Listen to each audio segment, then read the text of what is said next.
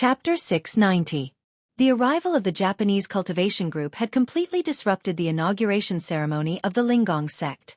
Lu Chunping swaggered to the Taoist field and stood in front of everyone with a smile on her face. She warmly greeted the cultivators from various sects around her. Ao Wushuang looked at these Japanese cultivators vigilantly and said to Zi Yuan in a low voice, "Zi Yuan, why don't you go? Stay here and wait for death?" Zi Yuan also stared at these Japanese cultivators. She shook her head stubbornly and said, No matter what, today is the inauguration ceremony. How can I run away at the last minute? On the other hand, Senior Wushuang, you'd better leave quickly. Otherwise, these Japanese cultivators will harm you. Ao Wushuang snorted coldly and said, Why would they harm me? Zi Yuan glanced at Ao Wushuang and felt strange in her heart. Doesn't she know that the mystical silver fox has escaped? Thinking of this, Zi Yuan wanted to say something but stopped on second thought. She shook her head helplessly and did not speak again. On the field, Zhang Ling of the Xueqi school had no choice but to step forward, bow slightly, and ask, Almsgiver Lu, what brings you here? Lu Chunping had also met Zhang Ling once or twice. He returned the greeting according to the Taoist etiquette and said with a smile, I accompanied my Japanese friends here.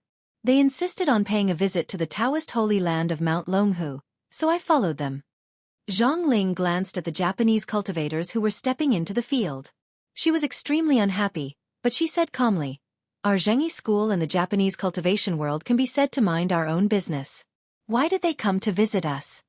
Lu Chunping said, Hey, that's not right. As the saying goes, it is a joy to have friends come from afar. Our Japanese friends have come all the way here, which shows that your Xueqi school has a profound influence. At this time, Sayonji Tsunekatsu also stepped forward and said, Lu Jun is right. Although the Japanese cultivation world and the Taoist cultivation world are two completely different cultivation worlds, if you look at the root, there is still a lot of origin. When the founder of our Zhenyan Tantrism, Hongfa Dashi, went west to the Tang dynasty, he learned the theories and knowledge of Taoism and brought them back to Japan. Therefore, we are actually separated by a strip of water, of the same origin. Zhang Lufeng suddenly scolded loudly. Bah! You are so shameless. Who has the same origin as you? How can you have the cheek to say such words? Our Xueqi school was founded in the 2nd century AD by Grandmaster Zhang Ling. Your Zhenyan Tantrism was founded by Hongfa Dashi in the 9th century AD. There is a gap of more than 700 years. How can we have the same origin? Zhang Liufeng's shout made the faces of many Japanese cultivators change. The faces of many cultivators. The cultivators of all cheer Japanese cultivators changed. June of the cultivators of of the sect. The sect. Japanese cultivators of the Dane sect. And of them of the cultivators of sect. You of Zhang Zheng Zhang of Zhang. Zhang Yun turned and said in Zhang. After hearing Zhang Liufeng's words, Sayonji Tsunekatsu glanced at her, but he still had a smile on his face. He said, No matter what, the friendship between the cultivation world of China and Japan has a long history. We must come up to pay our respects when we pass by Mount Longhu. Zhang Ling said in a deep voice, If you want to worship, you might as well go to the main peak. That is our main hall. This is just a side hall of the side peak. Moreover, our Xueqi school is holding a ceremony, so it is not convenient for us to receive outsiders. When Sayonji Tsunekatsu heard this, he immediately looked at Lu Chunping. Lu Chunping understood and said with a smile, Zhenren Zhang, this is your fault. What do you mean by an outsider? How can there be outsiders here? We are all on the same side. We are all friends. Besides, there are so many people here who can attend this ceremony. Why can't we? Zhang Ling was speechless for a moment. She was very angry and didn't know what to say. Lu Chunping didn't seem to notice Zhang Ling's anger. He casually walked to the front of the crowd, cleared his throat, and said, Comrades, friends, today is not an ordinary day. We welcome fellow cultivators from distant foreign countries. Lu Chunping was very bureaucratic and liked to show off. Therefore, when he saw so many people here, he couldn't help but want to show off his official power. Besides, there were so many cultivators here. Normally, he really didn't dare to offend them, but now he had orders from the higher-ups. He knew that these cultivators had a lot to worry about and didn't dare to offend the higher-ups. Therefore, He was not afraid of these cultivators being naughty. When Lu Chunping was a local official, he liked to give speeches the most. Every time he went to a public place, he wanted to say a few words. But since he was transferred to the capital as an idle official, he had lost this great hobby. It was not easy to meet so many people today, so his addiction was immediately triggered. He began to talk at length on the field, his spittle flying everywhere. The cultivators of all sects present listened with their eyes wide open and felt drowsy. Wei Qing of the Chuanjin Dragon sect felt her head buzzing as she listened, and she was extremely impatient. Suddenly, she had an idea and smiled slyly at Du Fei and Yu Sheng in a low voice. "Watch me play a trick on this annoying guy." As she spoke, a paper talisman quickly appeared between her two slender fingers. She pinched her fingers together and softly chanted a few incantations. The paper talisman instantly burned by itself and disappeared in a dazzling manner. Du Fei and Yu Sheng were both shocked and said in unison, "Don't act recklessly." But as soon as they finished speaking, they saw a person who was exactly the same as Lu Chunping appear next to him in an instant. Their expressions and postures were very similar, especially when this person imitated Lu Chunping's movements. He put his hands on his hips and looked proud of himself. The fake person behind Lu Chunping continued his words loudly, saying, "Tai Jun said that this time, the Imperial Army is not here to rob food or women. They are just here to buy some soy sauce and then leave. Please rest assured." When Lu Chunping heard a voice that was exactly the same as his coming from behind him, he was shocked. He looked back abruptly and saw another version of himself dancing behind him. He was so shocked that he fell to the ground. There was suddenly a roar of laughter on the field. No matter how strong the patience of the cultivators of all sects was, they couldn't help but laugh out loud. When Yu Sheng heard that the phrase "only defeat is allowed, no victory is allowed" had come from Lu Chunping, he had already breathed a sigh of relief in his heart. Seeing Wei Qing teasing Lu Chunping, he let out a breath of pleasure and laughed particularly loudly. After all, Du Fei was experienced and prudent. After laughing for a while, he immediately grabbed Wei Qing's hand and said quietly in a low voice, "Stop it. Be careful of getting into trouble." Wei Qing grimaced and was about to release the fingers in her hand when she saw Saionji Tsunekatsu suddenly take out a short vajra and point it at the dummy. The dummy suddenly trembled all over, and in an instant, it turned into a cloud of green smoke and scattered in all directions. Wei Qing couldn't stop it in time. With a muffled groan, she covered her chest and fell backward. Du Fei was shocked and quickly held her up. His fingers quickly pressed a few acupoints on her chest. Yu Sheng was furious. He glared at Saionji Tsunekatsu and was about to pounce on him. Du Fei was quick to react. He grabbed him and shouted in a low voice, "Yu Sheng, don't be impulsive. Don't you remember what my sherbwa said at the beginning?" Yu Sheng's face turned purple and red. He glared at Saionji Tsunekatsu and snorted heavily. He turned around and carefully looked at Wei Qing's injury. Saionji Tsunekatsu glanced in the direction of Wei Qing. He quickly took 2 steps toward Lu Chunping and asked with concern, "Lu Jun, are you all right?" Lu Chunping looked embarrassed and angry.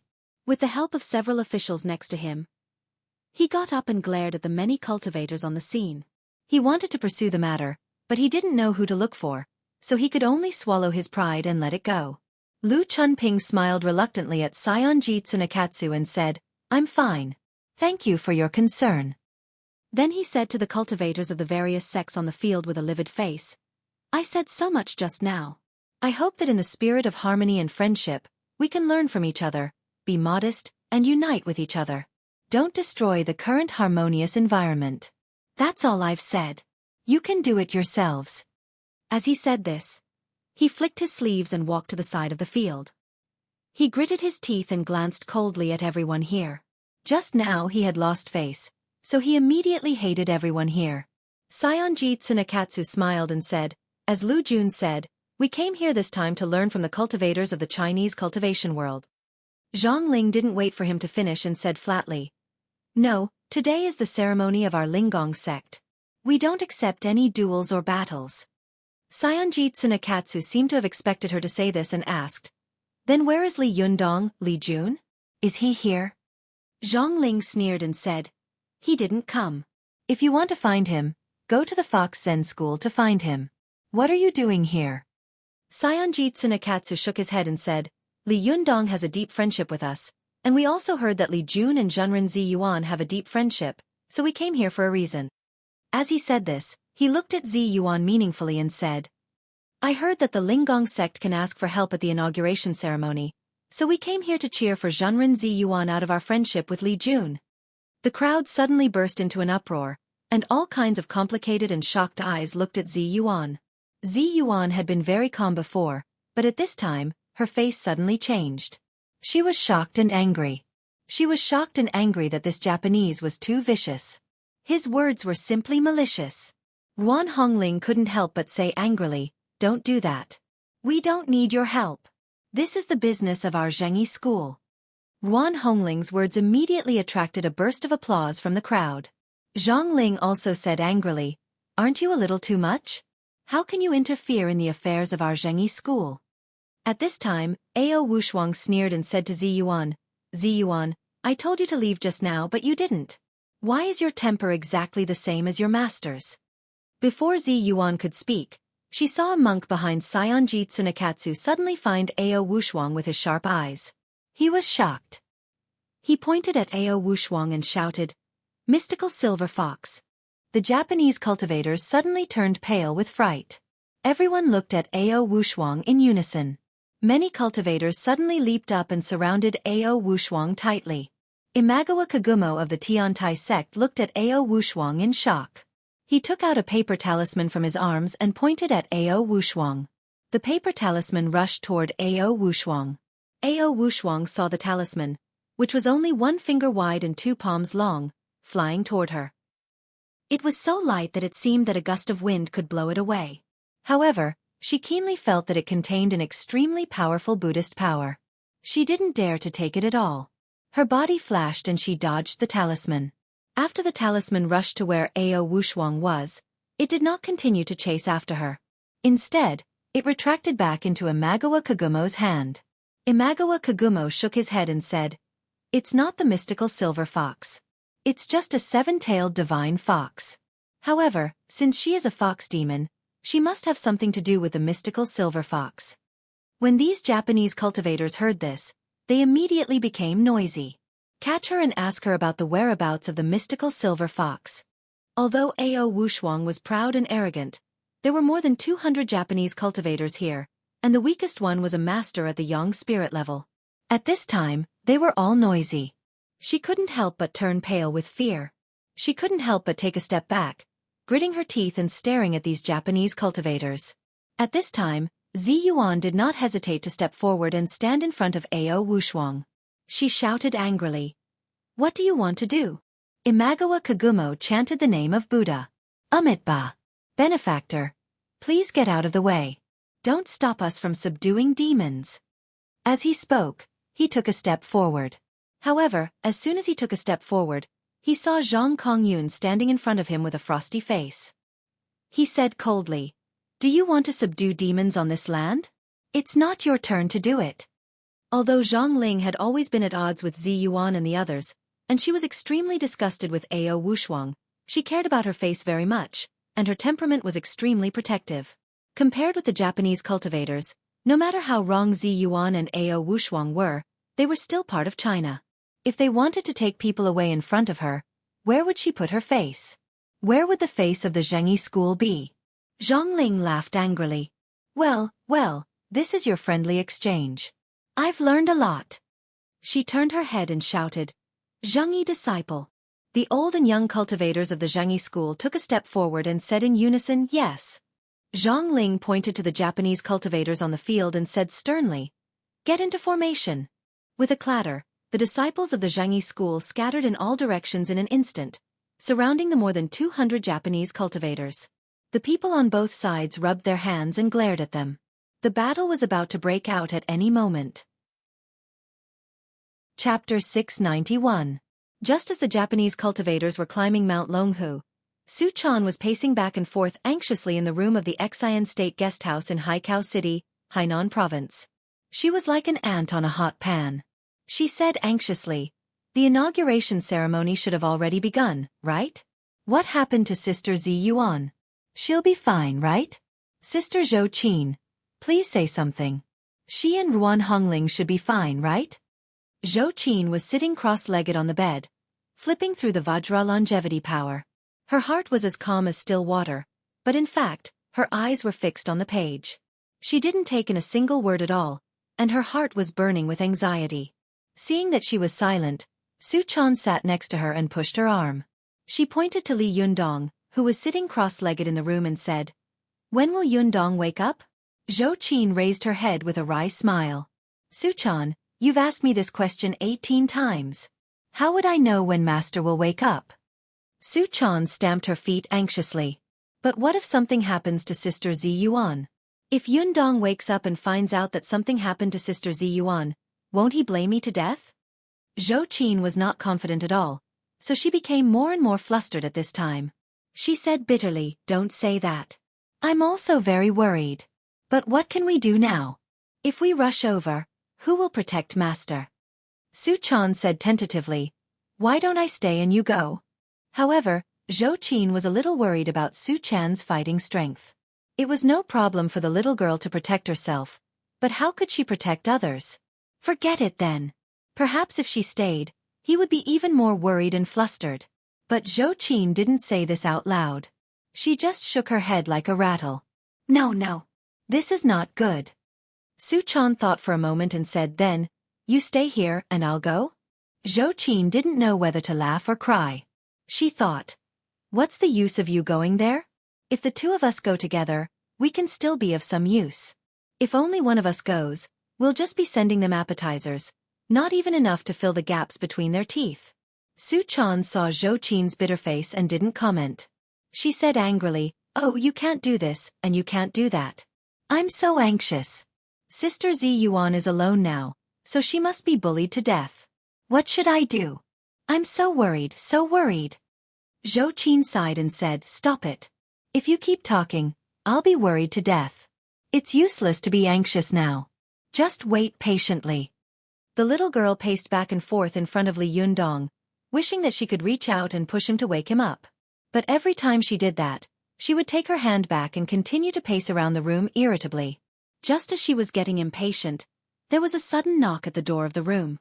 A voice came from outside the door. "Is Li Yundong in this room?" Xueqi immediately stopped and listened carefully. She was pleasantly surprised. "It seems to be Fifth Sherbua."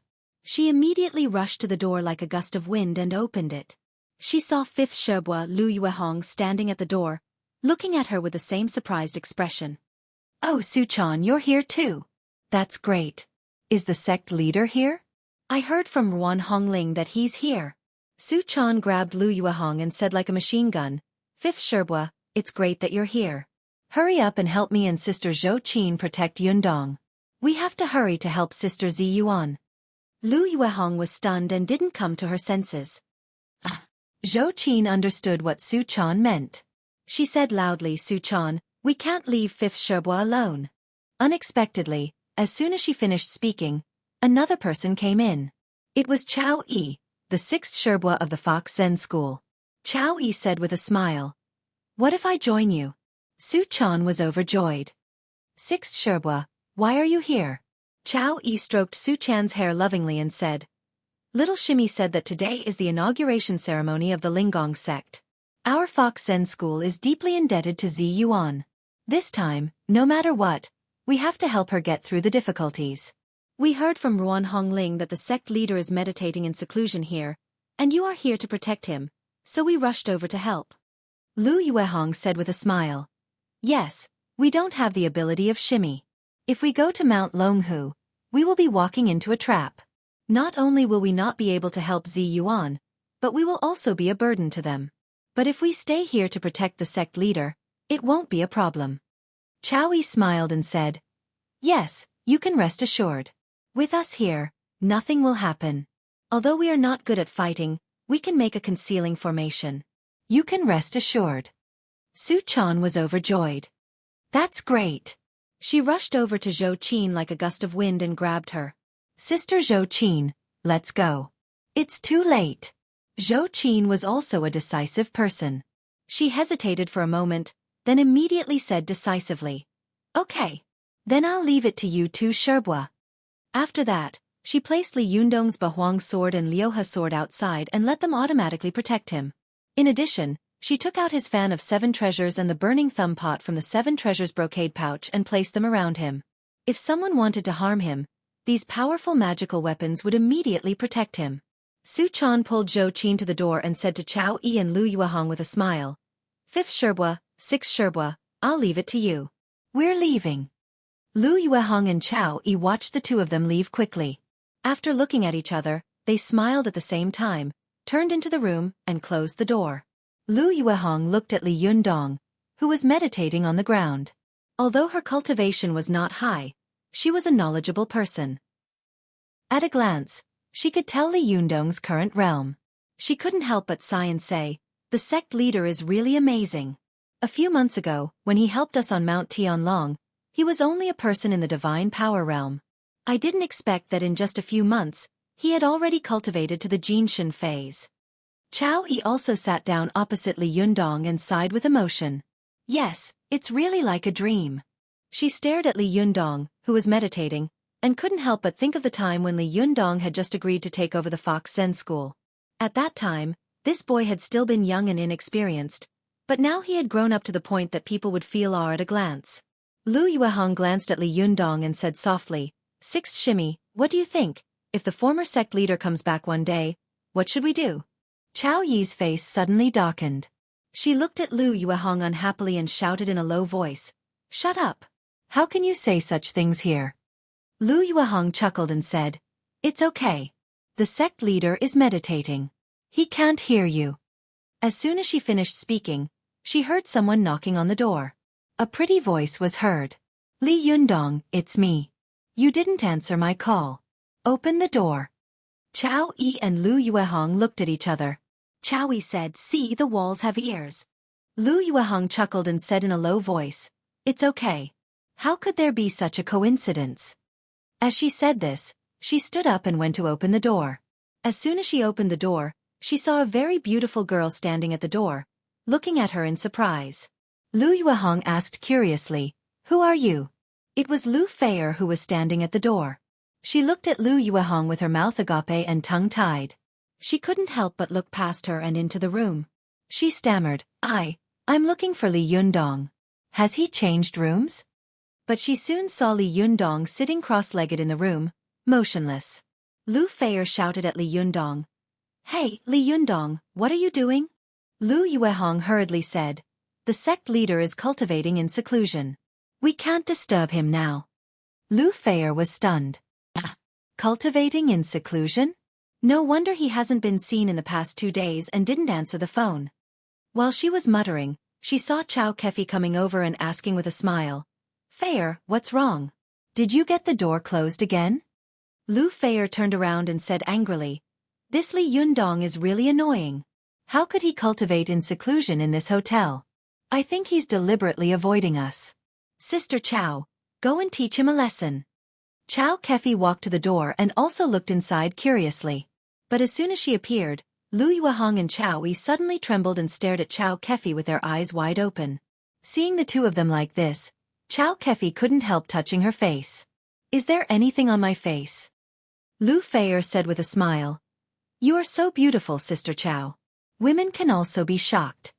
Xueqi said angrily, don't flatter me. Go back to your room. As she said this, she drove her to her room.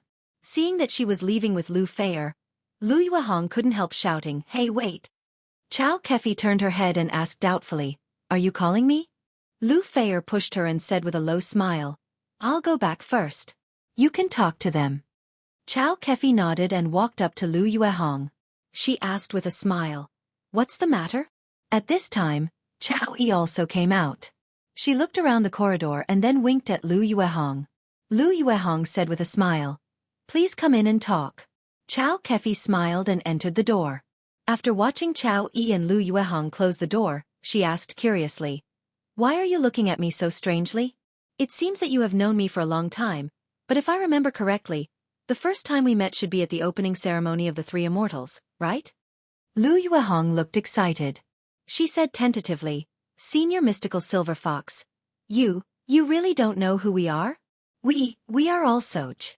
Before she could finish her words, Xueqi behind her gently poked her, and Lu Yuehong immediately swallowed the rest of her words. When Xueqi heard the name of mystical silver fox, her body suddenly trembled slightly and her face showed confusion. She murmured in a low voice, "Mystical silver fox? Who is this?" Xueqi said cautiously, "Qianbei, don't you remember?" Xueqi's face became more and more confused. "Remember? What do you remember? Mystical silver fox? Who is mystical silver fox?" Xueqi kept murmuring in a low voice. Pictures flashed through her mind one after another like a horse lantern. Some sealed memories emerged in pieces, as if a huge rock that had been suppressed under the deep sea had suddenly loosened and many bubbles emerged. Xueqi's qi and blood began to boil with her chaotic memories. She stared blankly at her hands and saw that the qi of the 5 elements was jumping around in her hands, changing unpredictably. When Xueqi and Lu Yuehong saw this scene, their faces immediately lit up. They looked at each other in surprise, nodded, and waited nervously, as if they wanted Xueqi to remember something. But after waiting for a long time, they saw that Xueqi was still at a loss, as if she was in a trance, standing there blankly. Lu Yuehong couldn't help but reach out and gently push her shoulder. She asked tentatively, "Qian." Before she could finish her words, Xueqi suddenly raised her head. Her eyes were fierce, and she shot out like lightning. She slapped her shoulder and sent her flying. Lu Yuehong screamed and flew back like a cannonball. Just as she was about to hit Li Yundong, Xueqi appeared beside her in the blink of an eye and held her, stopping her from moving forward.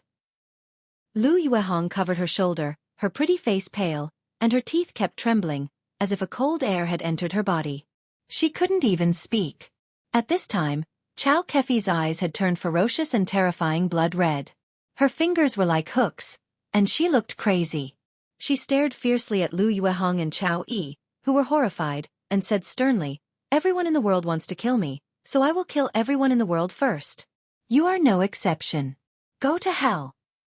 It was too late for Xueqi and Lu Yuehong to regret and be frightened out of their wits.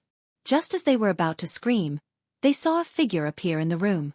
The figure rolled up his sleeves and covered their figures. He snorted angrily and said, "You 2 idiots, you want to complicate things with such a small matter. Let's go." After he rolled up his sleeves, Xueqi and Lu Yuehong immediately disappeared from the room. Xueqi saw that they had disappeared, and she couldn't catch up with them. She couldn't help but look at Li Yunyang, who was meditating in the room. The blood-red light in her eyes suddenly became brighter and brighter. Her eyes flickered, and she laughed wickedly. "The revered Wisdom King, we meet again. I haven't seen you for 1,000 years.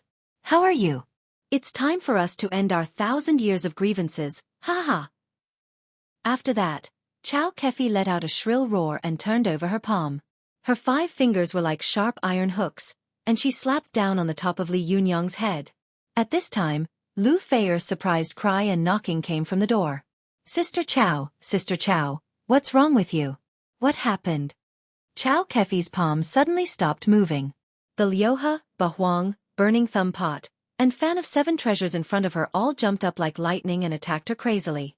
Xueqi's figure flashed and she instantly dodged the attacks of the 4 powerful magical weapons.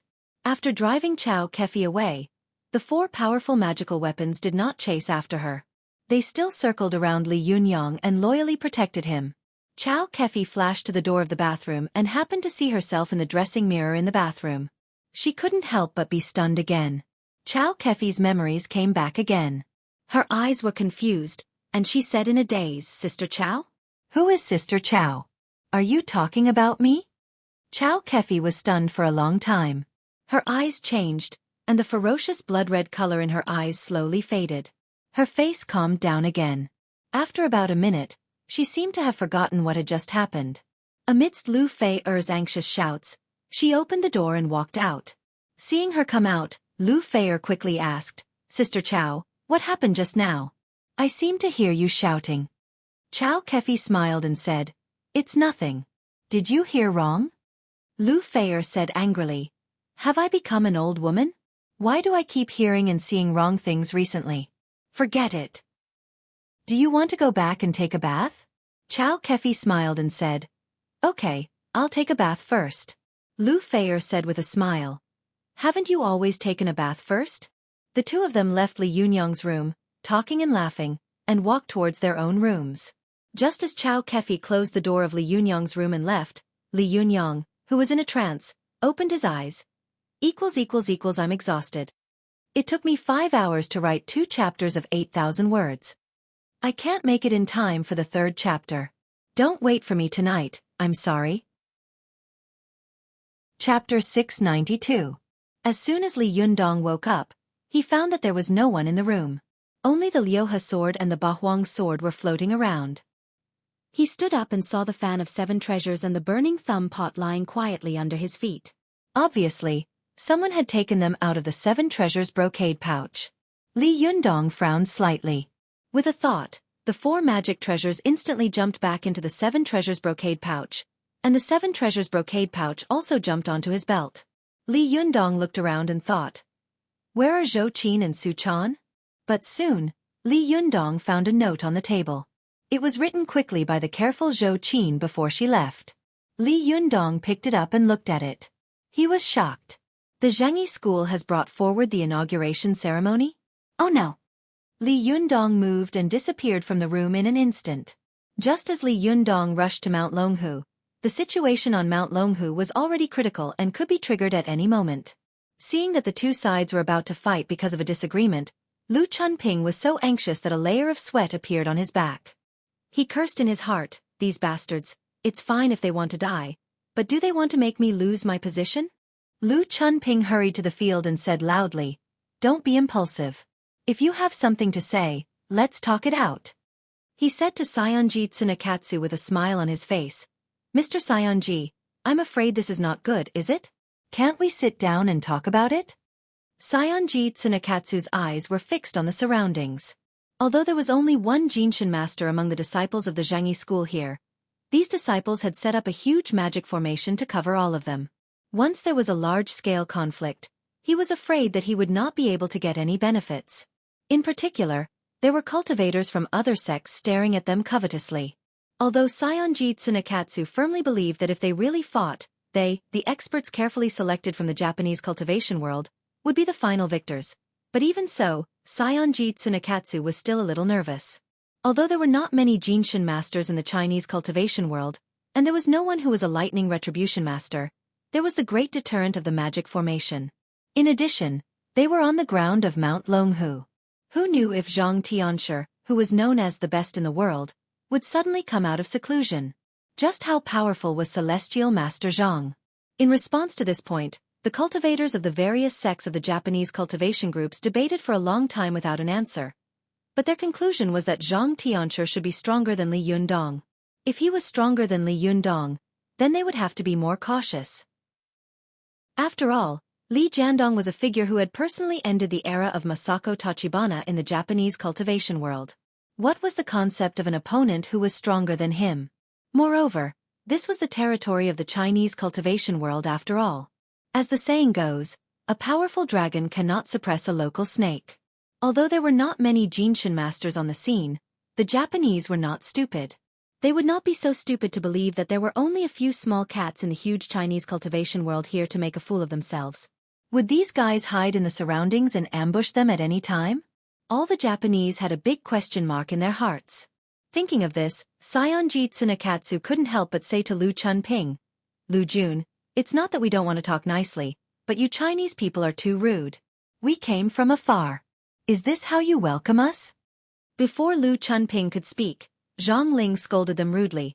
If you really came to worship the ancestral court of our Xueqi school, we would naturally welcome you. But as soon as you came, you wanted to interfere in the internal affairs of our Xueqi school, and then you wanted to take people in our territory. You have ulterior motives and are presumptuous. This can't be tolerated. Do you think that our Xueqi school is made of straw and puppets made of mud that you can bully at will? Let me tell you, our Xueqi school has a history of 1,800 years. We have a deep foundation and a long history. Even though we have declined today, we absolutely can't allow some clowns to behave atrociously here. As soon as Zhang Ling said this, there was a burst of cheers. The disciples of the Xueqi school, old and young, were even more united against the enemy. They stared at the Japanese on the field with sharp eyes, eager to have a try. Sayonji Tsunekatsu's face changed. Just as he was about to speak, He heard Imagawa Kagumo next to him call out the name of Buddha and say in Chinese, Amitba, Zhenren Zhang's Taoist heart is firm, brave and resolute, which is admirable. But there is indeed a reason for us to come here this time. I believe that you all know that the mystical silver fox just escaped from Kyoto a few days ago. This is very bad news for both the Japanese cultivation world and the Chinese cultivation world. Throughout the 2,000 years of history of China and Japan, every time the nine-tailed celestial fox is born, there must be a disaster. I believe that everyone here will not sit back and do nothing, will they? When everyone heard this, their faces changed and they whispered to each other, the nine-tailed celestial fox is born? No way. Why is the nine-tailed celestial fox in Japan? I've heard of this before, but I thought it was a legend. I didn't expect it to be true. How powerful is this nine-tailed celestial fox? How can she turn the world upside down by herself? As soon as Zhang Ling heard the words, nine-tailed celestial fox, her expression also changed. She couldn't help glancing at Ao Wushuang. She said to Imagawa Kagumo with a cold face, Then what are you going to do? Imagawa Kagumo lowered his eyes and put his palms together. Please be merciful and give us the fox demon. We will ask for the whereabouts of the mystical silver fox and let her leave safely. Hearing this, Zhang Ling looked at Ao Wushuang coldly. Do you know the whereabouts of the mystical silver fox? Ao Wushuang couldn't help laughing out loud. Her voice was full of sarcasm and ridicule. If I knew the whereabouts of the mystical silver fox, would I have come here to throw myself into the trap? Stupid, really stupid beyond belief. Zhang Ling snorted angrily, but she didn't fight with her anymore. Instead, she turned around and said in a deep voice, Master, I believe you heard it too? Before Imagawa Kagumo could speak, many Japanese cultivators behind him began to clamor. Even if she doesn't know, she must have something to do with the mystical silver fox. Catch her and force the mystical silver fox to show up. Yes, catch her. We cultivators should take subduing demons as our duty. How can we allow the fox demon to run amok in the world? It's because you Chinese people are too indulgent that the mystical silver fox has harmed our country. You have to pay the price for it. Zhang Ling shouted angrily, Bastard, how dare you try to make a move here? After that, the disciples of the Xueqi school shouted in unison. The swords behind them flew out, and they soared into the sky. For a moment, the side peak of Mount Longhu was filled with killing intent. The Japanese cultivators did not want to be outdone. They all took out their powerful magical weapons and confronted the disciples of the Xueqi school. When the cultivators of the other sects saw this scene, they all shouted, Fellow Taoists of the Xueqi school, don't be afraid. With us here, we will definitely not let these clowns be arrogant on the land of China. For a moment, thousands of powerful magical weapons were floating in the air. It was really as if there was a sharp sword hanging over everyone's head. If they were not careful, they would be killed. Lu Chunping and the officials and translators who had come with him were all stunned. The two female translators simply didn't say a word. Their eyes rolled back and they fainted to the ground. Although Lu Chunping knew that these cultivators had powerful means, he had only seen such similar scenes in movies. How could he have expected to experience it in real life? He also knew that most of these cultivators usually kept a low profile, but once they made a scene, it would definitely be frightening. He was afraid that this competition between thousands of people would cause a ruckus. The side peak of Mount Longhu would disappear from then on. Even if he was lucky enough to survive, how could he face the upper peak? With so many people fighting, he could hide the matter through the official power. But if the whole mountain disappeared, how could he hide it? Would the mountain fly away by itself?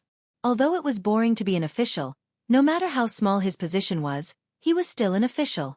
Don't treat bean bun like dry food. Lu Chunping was sweating profusely. He let out a hysterical shout, All of you stop. His shout was very abrupt in this murderous atmosphere. Everyone turned to look at him in unison. At this time, Lu Chunping had also shed all pretense of cordiality. He glared fiercely at the Chinese cultivators from various sects on the field and roared angrily. It seems that you have forgotten which ground you are stepping on. Is this still the world of our party? Have you ignored the orders of the upper peak? If something happens today, how are you going to explain it? How are you going to hide it? Tell me. Mao Yuchong glanced at him coldly in the crowd and sneered in a low voice. If there is a war, this person will definitely be a manj. Before she could finish her sentence, Su Yongzi immediately covered her mouth. Just as she was about to struggle, she heard Su Yongzi say in a cold voice, "Are there not many people like this in China?" Although Zhang Ling's attitude was tough, she didn't want to make a big deal out of this. She took a deep breath and asked in a deep voice, "Benefactor Lu, do you have any good suggestions?" Lu Chunping raised his voice and said, "Suggestions? My opinion is that everyone should quickly disperse and do what you have to do. Don't make trouble here." The cultivators of various sects sneered in their hearts, and many of the Japanese cultivators also shook their heads. Saionji Tsunakatsu said, "Lu Jun, we have come from afar. I'm afraid it's not good to go back like this, is it?" Lu Chuanping's attitude towards the Chinese cultivators was not good, but he was full of smiles towards the Japanese. He turned around and asked with a smile, "Mr. Saionji, what's your idea?" Saionji Tsunakatsu glanced at Imagawa Kagumo and the others behind him. Seeing that they were all nodding, he said to Lu Chunping, "As the saying goes, it's better to come at the right time than to come early. Since we have caught up with such a grand ceremony, we don't want to make a trip in vain. Why don't we each choose one person and have a fair fight on the field? Whoever stands in the end will be the winner. If we lose, we will return home immediately. If we lose, the Chinese cultivation world must give us an explanation. What do you think?" At this time, Zhang Kongyun said to Zhang Ling in a low voice, "Xueqi, I don't think we need to give them an explanation. We don't have to accept this." However, Zhang Ling sneered and said, "They have already killed their way to the gate of our Zhengyi school. Why don't you accept it? If someone takes Ao Wushuang away at our gate, even if it's a fox demon, what will the other sects think of us in the future? Our Zhengyi school can't even deal with a fox demon, and we still need the Japanese to come here from thousands of miles away to subdue the demons for us? Humph, you can afford to lose this face, but I can't. If you don't want to do it, I will." After that, she raised her voice and said, "Well, that's it. Come on, let's have a fair fight." Zhang Kongyun wanted to say something but stopped on second thought. Seeing Zhang Ling's determined face, he hesitated for a moment and couldn't help but say, "But, Xueqi, didn't you hear that we can only lose and not win? How can we fight?" Zhang Ling sneered and said, "He has Zhang Liang's plan, and I have a ladder over the wall. There are policies, and there are countermeasures. Can't you just fight to a draw?" Zhang Kongyun's eyes lit up. Yes, Xueqi is really cunning. Well, Xueqi is smart and scheming. No, it's far-sighted. Zhang Ling hated it when others called her old. When she heard Zhang Kongyun say the word old, her eyes suddenly widened, as if she wanted to eat Zhang Kongyun alive. Lu Chunping, who was standing to one side, was in a dilemma when he heard their words. He muttered, "These be asterisk stards, after all, they still want to fight? Damn it, let's fight. I don't care." Lu Chunping coughed dryly and said to Zhang Ling meaningfully, "Well, you can solve your own problems, but I have to say this first. If any of you make any trouble or cause any trouble, you can deal with it yourself." Humph. After that, he put his hands behind his back and walked to the far side of the field, as if it had nothing to do with him. At this time, the situation had been settled. After the cultivators of the Japanese sects whispered to each other for a while, a middle-aged monk wearing a bamboo hat and holding a monk's staff slowly walked out and said in extremely awkward Chinese, "I'm Abbot Ono of the Fahua sect. May I ask which Chinese friend would like to come up and teach me?" The cultivators of the various sects looked at each other, and no one spoke for a while. Ao Wushuang sneered and was about to step forward, but Ziyuan stopped her and said in a low voice, "Senior Wushuang, you can't go. No matter whether you win or lose in the battle, you will have to consume a lot of zhenqi. If someone takes the opportunity to attack you at that time, it will be very bad. I'll go. Even if I lose, it's not a big deal. No one will do anything to me." After that, she didn't wait for Ao Wushuang's consent. She took a step forward and said loudly, "Ziyuan of the Linggong sect is willing to fight with Zen Master Ono." Chapter 693. The inauguration ceremony of the Linggong sect had turned into a PK competition in the Japanese cultivation world. Ziyuan's clear voice immediately attracted everyone's attention. She had been famous for a long time, and even many people in the Japanese cultivation world had heard of her name. At this time, when Ziyuan stepped forward, the whole audience immediately fell silent. Everyone looked at her with bright eyes, nervously and expectantly guessing how she would fight with this monk. Mao Yuchong stared at Zi Yuan with sharp eyes and watched her every move. In the depths of her heart, she had long regarded her as a formidable opponent. Deng Yu and Deng Jiao also looked at the field with concern. Deng Yu tugged at Zhang Liufeng's sleeve and whispered, "Shiji Lufeng, can Zhenren Zi Yuan win?" Zhang Lufeng thought for a moment and nodded. Zhenren Zi Yuan fought fiercely against Shinsu and Tachibana Wakako at the Taoist assembly last time. Although she didn't win the last round, she also showed great skills. Now with the help of the Diyuan Jindan, she has reached the realm of a Jinshin master. Her skills must have gone up another level. There should be no problem. She looked at the field with admiration and expectation and muttered in a low voice, "I really don't know how wonderful it will be when Zi Yuan, a Jinshin master, fights with Priest Ono." As she said this, she turned to her master, Zhang Kongyun, and said, "Master, who do you think will win?" Zhang Kongyun stroked his beard and looked at the field with flickering eyes. He said in a deep voice, "I don't know. Although Priest Ono's appearance is not amazing, he has a dignified manner when he stands there. Any random person in the Japanese cultivation world is such a master. It's really terrible." Zhang Lufeng giggled. "Maybe he's one of the top masters here? It's impossible for all of them to be very powerful." Zhang Kongyun shook his head. Although their foundation is not as good as ours, their national religion is great and their power is huge. Look at the people they sent this time. They are really elites and strong people. There are more than 200 people, and each of them is a master who can take charge of an area. This is really a terrible thing."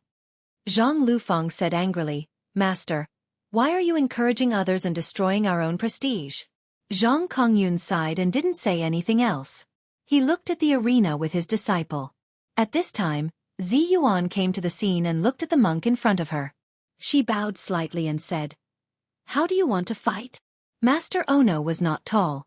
He took off the bamboo hat on his head, made a Buddhist salute, and said in a deep voice, "The guest follows the host's wishes. Please give me some pointers. Zhenren Zi Yuan." Zi Yuan quickly glanced at Lu Chunping, who was not far away. She smiled slightly and said to Superintendent Ono, "Since you are a guest, let's have a fight."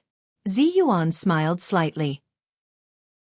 She was so beautiful that many male cultivators on the sidelines seemed to have stopped breathing when they saw her. However, Keeper Ono didn't seem to notice it. He still looked down and said, "How do we fight?" Zi Yuan raised her hand, and the ninth heaven Zi Yuan silk flew out of her sleeve like a purple lightning bolt. Then, it drilled into the hard blue stone ground and quickly drilled out a stone. This stone was round at the top and pointed at the bottom, in the shape of a top. Zi Yuan pointed to the stone and smiled slightly. "Master, I wonder if you have played some of the games you played when you were young?" Keeper Ono lowered his eyebrows and said obediently, "Ba, I have been a monk since I was young and have never played games." Zi Yuan smiled and said, "I have also been cultivating with my master since I was young. I have only heard of this game. Don't worry, I won't take advantage of you." As she spoke, she walked around the field unhurriedly. With every step she took, the ground sank into a footprint. Everyone could see her footprints one after another. When she walked around in a circle, it happened to be a circle with a diameter of more than 2 meters. Each of Zi Yuan's footprints was of the same depth. Obviously, she had a delicate grasp of strength and zhenqi to the extreme. The cultivators present were also knowledgeable. When they saw this, they immediately cheered loudly with admiration. Zi Yuan's expression did not change in the face of the crowd's cheers. With a wave of her hand, the ninth heaven Zi Yuan silk was instantly pulled into the shape of a rope and turned into a purple whip. Zi Yuan shook her wrist, and with 2 snaps, the whip made 2 straight gullies, cutting the circle into 3 parts. On both sides were where Zi Yuan and Keeper Ono were standing, and in the middle was an empty space. It was almost there. Zi Yuan threw the top-shaped stone into the empty space and said with a smile, "Master, each of us has a whip. We are not allowed to damage the stone, hit others, or move our feet. We are only allowed to whip the top. Whoever can whip the top to the other's heel first will be the winner. What do you think?" Not only did Zi Yuan's words surprise Elder Ono, but the others were also stunned. Deng Yu and Deng Jiao looked at each other. Deng Yu stuttered and said, "No way. Zi Yuan is a Jinshin master. How could she be playing with a top?" Zhang Lufeng was also stunned. Master, what is Zhenren Ziyuan up to? Zhang Kongyun pulled his beard hard and said with a blank face, I don't know, but Ziyuan has always been smart. She must have her own ideas for doing this. After hearing Ziyuan's words, the cultivators of all the sects in Japan also sneered and began to talk about it. Some of them simply shouted at Keeper Ono, Master Ono, don't talk to her. We're not here to play this kind of child's game. Ziyuan didn't seem to hear it. She smiled and said, as the saying goes, a flower is a world, and a leaf is a Bodhi. Master Ono, there is a big way in this child's game. Do you want to give it a try? Keeper Ono stared at Ziyuan in surprise, as if he wanted to understand what she was planning. However, he saw that Ziyuan's eyes were calm and her smile was elegant. It didn't seem like she had any ulterior motives at all. He thought for a moment, pulled out a slender bamboo from the bamboo hat, and nodded. Okay. When the cultivators of all the sects in Japan saw that he had actually agreed, they all clamored, ridiculous. How ridiculous. Master Ono, aren't you afraid of losing face? Even Lu Chunping and the others, who were standing in the distance and watching the scene, looked at the scene with their mouths open and tongue-tied, especially Lu Chunping. He also knew that these cultivators had unpredictable means. He was just thinking about feasting his eyes today, but who would have thought that Ziyuan would come up with such a wicked idea? What's so interesting about whipping a top? This girl is as beautiful as a fairy. Why is she so stupid? Lu Chunping touched his chin, and his eyeballs were about to fall out of their sockets. However, what made everyone present even more surprised was that Ziyuan and Governor Ono, the two Jinshin masters, had begun to pull out their gyros.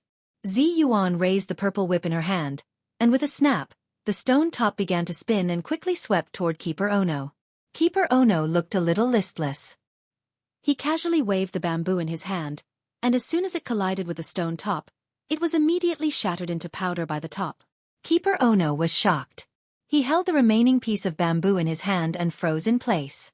The cultivators of all sects on the field suddenly saw the clues. Zhang Kongyun clapped his hands and exclaimed, Wonderful! Ziyuan must have poured her own zhenqi into the top with that whip just now. But Keeper Ono didn't know that an ordinary whip would immediately shatter the whip. This seems to be a game, but in fact, it's an extremely clever fight. At this time, Mao Yuchang's eyes couldn't help but light up. She praised, what a good move. Even if she loses, she won't hurt herself. Even if she wins, there won't be any disputes or conflicts. It's really a win-win strategy. What a good game. Amazing, really amazing. Su Yongzi also had a look of admiration on his face. Now you know that there is always a higher mountain and a higher sky, right? Mao Yuchang snorted and said, We'll only know after we compete. This is just a petty trick. Su Yongzi smiled and stopped talking. He turned his eyes back to the field. When the cultivators of the Japanese cultivation world saw that Keeper Ono had suffered a loss and was stunned on the spot, they suddenly became anxious and shouted, Nokun, hurry up. You are the first one. You can't lose. Zen Master Ono, hurry up. After all, Keeper Ono was also one of the best in the Japanese cultivation world. He reacted very quickly. He immediately squatted down and used the remaining short bamboo stick in his hand to whip the top. This time, he poured his chi into the bamboo stick, and with a snap, he whipped the top off the ground. The top was extremely fast. It spun in the air and flew towards Ziyuan like a cannonball. Everyone saw that he was fierce and fierce, without the slightest mercy of a monk. If Ziyuan was hit by this top, her internal organs would probably be broken. They immediately exclaimed, Dodge. However, the rule that Ziyuan had set before was that her feet could not move. Seeing that the top was about to hit her chest like a cannonball, she was not in a hurry. With a flick of her wrist, the long purple whip in her hand wrapped around the top. Then, with a twist of her ankle, her body leaned to one side, and the power of the flying top was completely removed. Then, she twisted her ankle back, turned around, and threw the top to the ground. This time, the top was like a meteorite falling from the ninth heaven, smashing into the hard bluestone slabs and causing them to cave in. The sharp bottom of the top was like a drill bit, drilling a gully and making a squeaking sound as it sped towards Ono Musashi. Ziyuan's counterattack caused the crowd to let out an earth-shattering cheer. Ziyuan smiled slightly and said, Zen Master Ono, you can't whip the top off the ground. Keeper Ono now saw how powerful Zi Yuan was. Just now, Zi Yuan had casually caught it, but in fact, it was a combination of strength and softness. Without a very deep foundation of Xueqi and a very delicate grasp of strength, it was absolutely impossible to do it. Moreover, Zi Yuan had taken advantage of Inspector Ono's fierce strength and returned it to him. If he whipped it again, the top would definitely shatter immediately, and he would lose for sure. Keeper Ono's expression was serious, and he no longer dared to look down on Zi Yuan. He quickly pulled out a long bamboo stick from his bamboo hat and began to fight with a serious face. Chapter 694. The shorter something was, the less flexible it was. Just now, the bamboo stick in Officer Ono's hand was too short, so he had whipped the spinning top into the air. At this time, the spinning top was too strong. If he used hardness to resist hardness, the spinning top would definitely shatter, and he would lose. Therefore, Officer Ono took out another long bamboo stick and gently whipped the spinning top, changing its direction in an instant. The cultivators of all sects present knew that this was an extremely ingenious battle. It was a test of the two people's exquisite use and control of their strength. No matter which side was careless, they would lose. Therefore, Zi Yuan and Ono held the upper hand. One stood and casually waved the whip, while the other squatted on the ground and waved the bamboo stick with a serious expression. The two of them moved back and forth. Their movements were simple, but everyone watched with relish and did not dare to breathe. Some of the older cultivators immediately took this opportunity to comment on the strength, skills, and coping strategies of the two people. Although these younger cultivators were also the best in the cultivation world, they had never seen such a unique battle.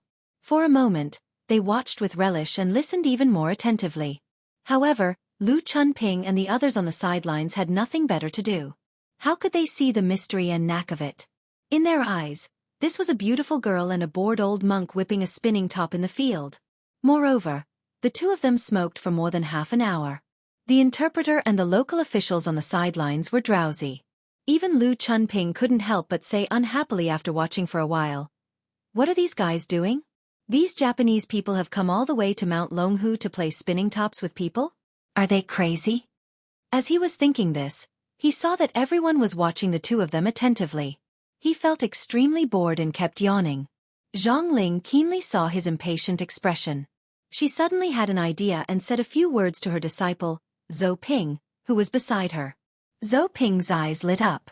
She walked over to Lu Chunping with a smile and said, "Benefactor Lu, you must be very tired after coming all the way here. Do you want me to find a place for you to rest?"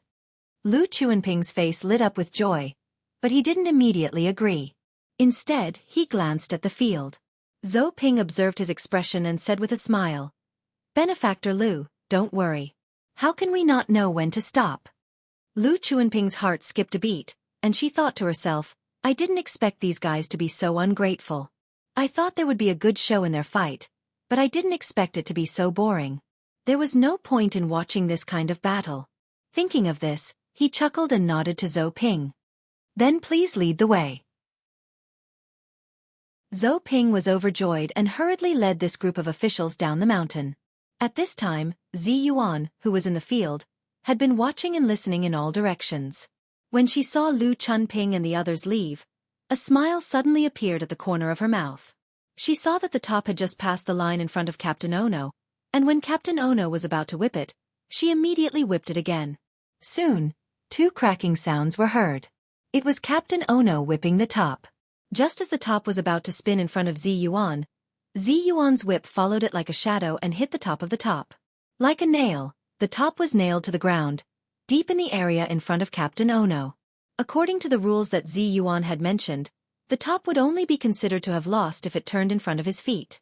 Therefore, although the top had crossed the line just now, Captain Ono had not lost. However, Zi Yuan's whip had slapped the top into the ground and never moved again. Captain Ono and everyone present were suddenly dumbfounded. They all knew that if anyone whipped at this time, the top would not be able to jump out if the strength was too small. If the strength was too great, the top would immediately shatter. At this time, Sionji Tsunekatsu and the others finally understood and looked at Zi Yuan in surprise. Zi Yuan had proposed to play the top. It seemed like an ordinary child's game, but in fact, It not only contained the mystery and skills of fighting, but also had a way to win. Not to mention winning a good start. In the end, Lu Chunping and the others left impatiently. It was really a good method to kill 3 birds with 1 stone. This person who looked like a fairy actually had an exquisite heart. Captain Ono was an honest person. How could he have imagined that Zi Yuan, who looked as beautiful as a fairy, would have so many tricks up her sleeves? He stared at Zi Yuan with his mouth agape. He was so stunned that he couldn't say a word. After a while, he sighed dejectedly and said, "I lost." Seeing his expression, Wan Hongling didn't know why, but she suddenly thought of Li Yundong, who liked to make fun of people. She thought to herself, if Li Yundong were here, I might have to give this old monk a voiceover to describe his psychological activities. "Damn, Miss Hua, you're so cunning." Su Yongzi, who had always been mature and prudent, couldn't help exclaiming at this time, "Wonderful. This Zi Yuan is really quick-witted. Amazing, really amazing." She easily solved our most embarrassing problem. Lu Chunping and the others are not here. So who will take the sentence, "Only defeat is allowed, not victory," seriously? Wonderful. It's really wonderful. At this time, even the stupidest people on the field had reacted. For a moment, the cultivators of all sects in China applauded like thunder, and their cheers shook the sky. Even Zhang Ling and the others, who had repeatedly pressured Zi Yuan, nodded secretly. Zhang Ling thought to herself, Zi Yuan's talent is really enviable. It's a pity that she is not clean and pure and is associated with demons. I only hope that she will repent and be saved. If she can convert to our Zhangyi school as soon as possible, she may become another great cultivator in the future. Thinking of this, Zhang Ling's expression relaxed a lot. Although they had just been shouting and fighting, as if there was an irreconcilable hatred between the two of them, in front of the Japanese cultivators, she still said very politely in a loud voice, "Zhenren Zi Yuan wins first." The Chinese cultivators thought of the rudeness and presumptuous behavior of Saionji Tsunekatsu and the others before and immediately laughed mockingly. They also felt honored that Zi Yuan had won. Some of the Japanese cultivators with dirty mouths simply cursed at the Japanese cultivators. Some of the Japanese cultivators who could understand Chinese were not willing to be outdone, so they cursed back. For a time, dirty words flew on the field, and their saliva mixed together. Keeper Ono was considered a famous cultivator in the Japanese cultivation world. He was over 50 years old, but he had been cultivating for more than 40 years. He was also a famous Jinshin master. Sending him to be the vanguard was to test the waters, but it was also to ensure victory. But they had never expected that Keeper Ono, who was extremely strong in fighting and was known as the permanent Vajrap in the Japanese cultivation world, would lose. Saionji Tsunekatsu and the others all looked embarrassed and angry. Imagawa Kagumo and Kaisai Hikaryuni looked at each other and nodded. Imagawa Kagumo looked back at Kumo Mirror, who was not far behind him. Kumo Mirror understood and turned to look at a young Yin-Yang master beside him. The Yin-Yang master nodded and walked to the field, but he said something in Japanese. Saionji Tsunekatsu translated, "This is Kumo Yutsuan of the Kumo family. He wants to compete with Zhenren Zi Yuan." Zi Yuan smiled slightly. "What do you want to compete with?" After listening to the translation, Kumo Yutsuan said a few more words in Japanese. Saionji Tsunekatsu raised his voice and said, "Kumo Kagumo said that he is willing to compete with Zhenren Zi Yuan in summoning ghosts." Zi Yuan thought quickly and thought, the strongest skill of the Yin-Yang sect is to summon ghosts. I'm not good at this, but how can I get out of this? She hesitated for a moment, then saw a young and handsome Taoist come up to the field. He cupped his hands and said to Zi Yuan, "Zhenren Zi Yuan, let me take this round. How about it?" Zi Yuan saw that although the Taoist was not very tall, only about 1.7 meters, he had a square face, thick eyebrows, bright eyes, and a handsome appearance. In particular, his eyes were looking at her with a strong sense of love. She couldn't help but be stunned and asked, "Excuse me, you are?" The young man smiled and said, "I'm Yu Man Lu of the Penglai sect. Hello, Zhenren Zi Yuan." Zi Yuan hesitated for a moment and said, "So it's Zhenren Yu. The Yin-Yang sect is especially good at summoning ghosts." Yu Man Lu laughed and said, "Please rest assured, Zhenren Zi Yuan. I have learned the 5 ghosts technique since I was a child. When I grew up, I would be able to summon the 36 heavenly spirits and the 72 earthly spirits. Zhenren Zi Yuan, just watch the show from the side. I will not bring shame to our Chinese cultivators. Zi Yuan thought for a moment and realized that she was indeed not good at this, so she said, well, please be careful, Zhenren Yu. As Yu Manlu listened to her gentle reminder, he was so happy that his bones felt lighter. He laughed out loud and casually walked onto the stage. He took out a talisman from his robe and chanted a few words in a low voice. In an instant, the talisman began to burn by itself. In front of him, a 3-meter-tall golden-armored figure slowly appeared. It was holding a steel whip in its hand. At first glance, everyone could see that this golden-armored warrior was majestic and awe-inspiring, making them feel a sense of awe and veneration. Zi Yuan was slightly shocked and whispered, "Is this the Tianyong star Yao Gongshao of the 36 heavenly spirits? This person looks young, but he has some strength." As soon as Yu Manlu summoned Yao Gongshao, many people in the field immediately cheered. Zhang Kongyun nodded secretly and said to Zhang Lufeng, "Look, he is the same age as you, but his magic cultivation is much higher than yours. Yu Manlu can be considered one of the best in the Yongshan phase. He is only one step away from the Jinshan phase. When he steps into the Jinshan phase, I'm afraid that there will be another great master in the world." Zhang Lufeng made a face at him and said, "Bah, isn't it because you didn't teach him well? It's the father's fault if the son doesn't teach, and it's the master's fault if the disciple doesn't teach." Zhang Kongyun was so angry that he glared at her. ****. But before he could finish his words, he heard a cry of alarm coming from the field. "Be careful!" They turned their heads and saw that the golden-armored strongman summoned in front of Yu Manlu had suddenly turned his head and whipped at Yu Manlu's body. This time, not only was Zhang Kongyun stunned, but even Yu Manlu was dumbfounded. He couldn't understand why the god he had summoned would turn around and hit him. While he was in a daze, the steel whip instantly lashed at his body, sending him flying like a sandbag. The crowd was in an uproar. They didn't know what had happened, but Yu Manlu had already been sent flying. Zi Yuan turned pale with fright. She hurriedly flashed and caught Yu Manlu's body. However, as soon as she caught Yu Manlu, the Vajra flew in front of her, raised its foot, and stomped on her with an earth-shattering momentum. Well, it's finally completed. In addition, tomorrow is my birthday.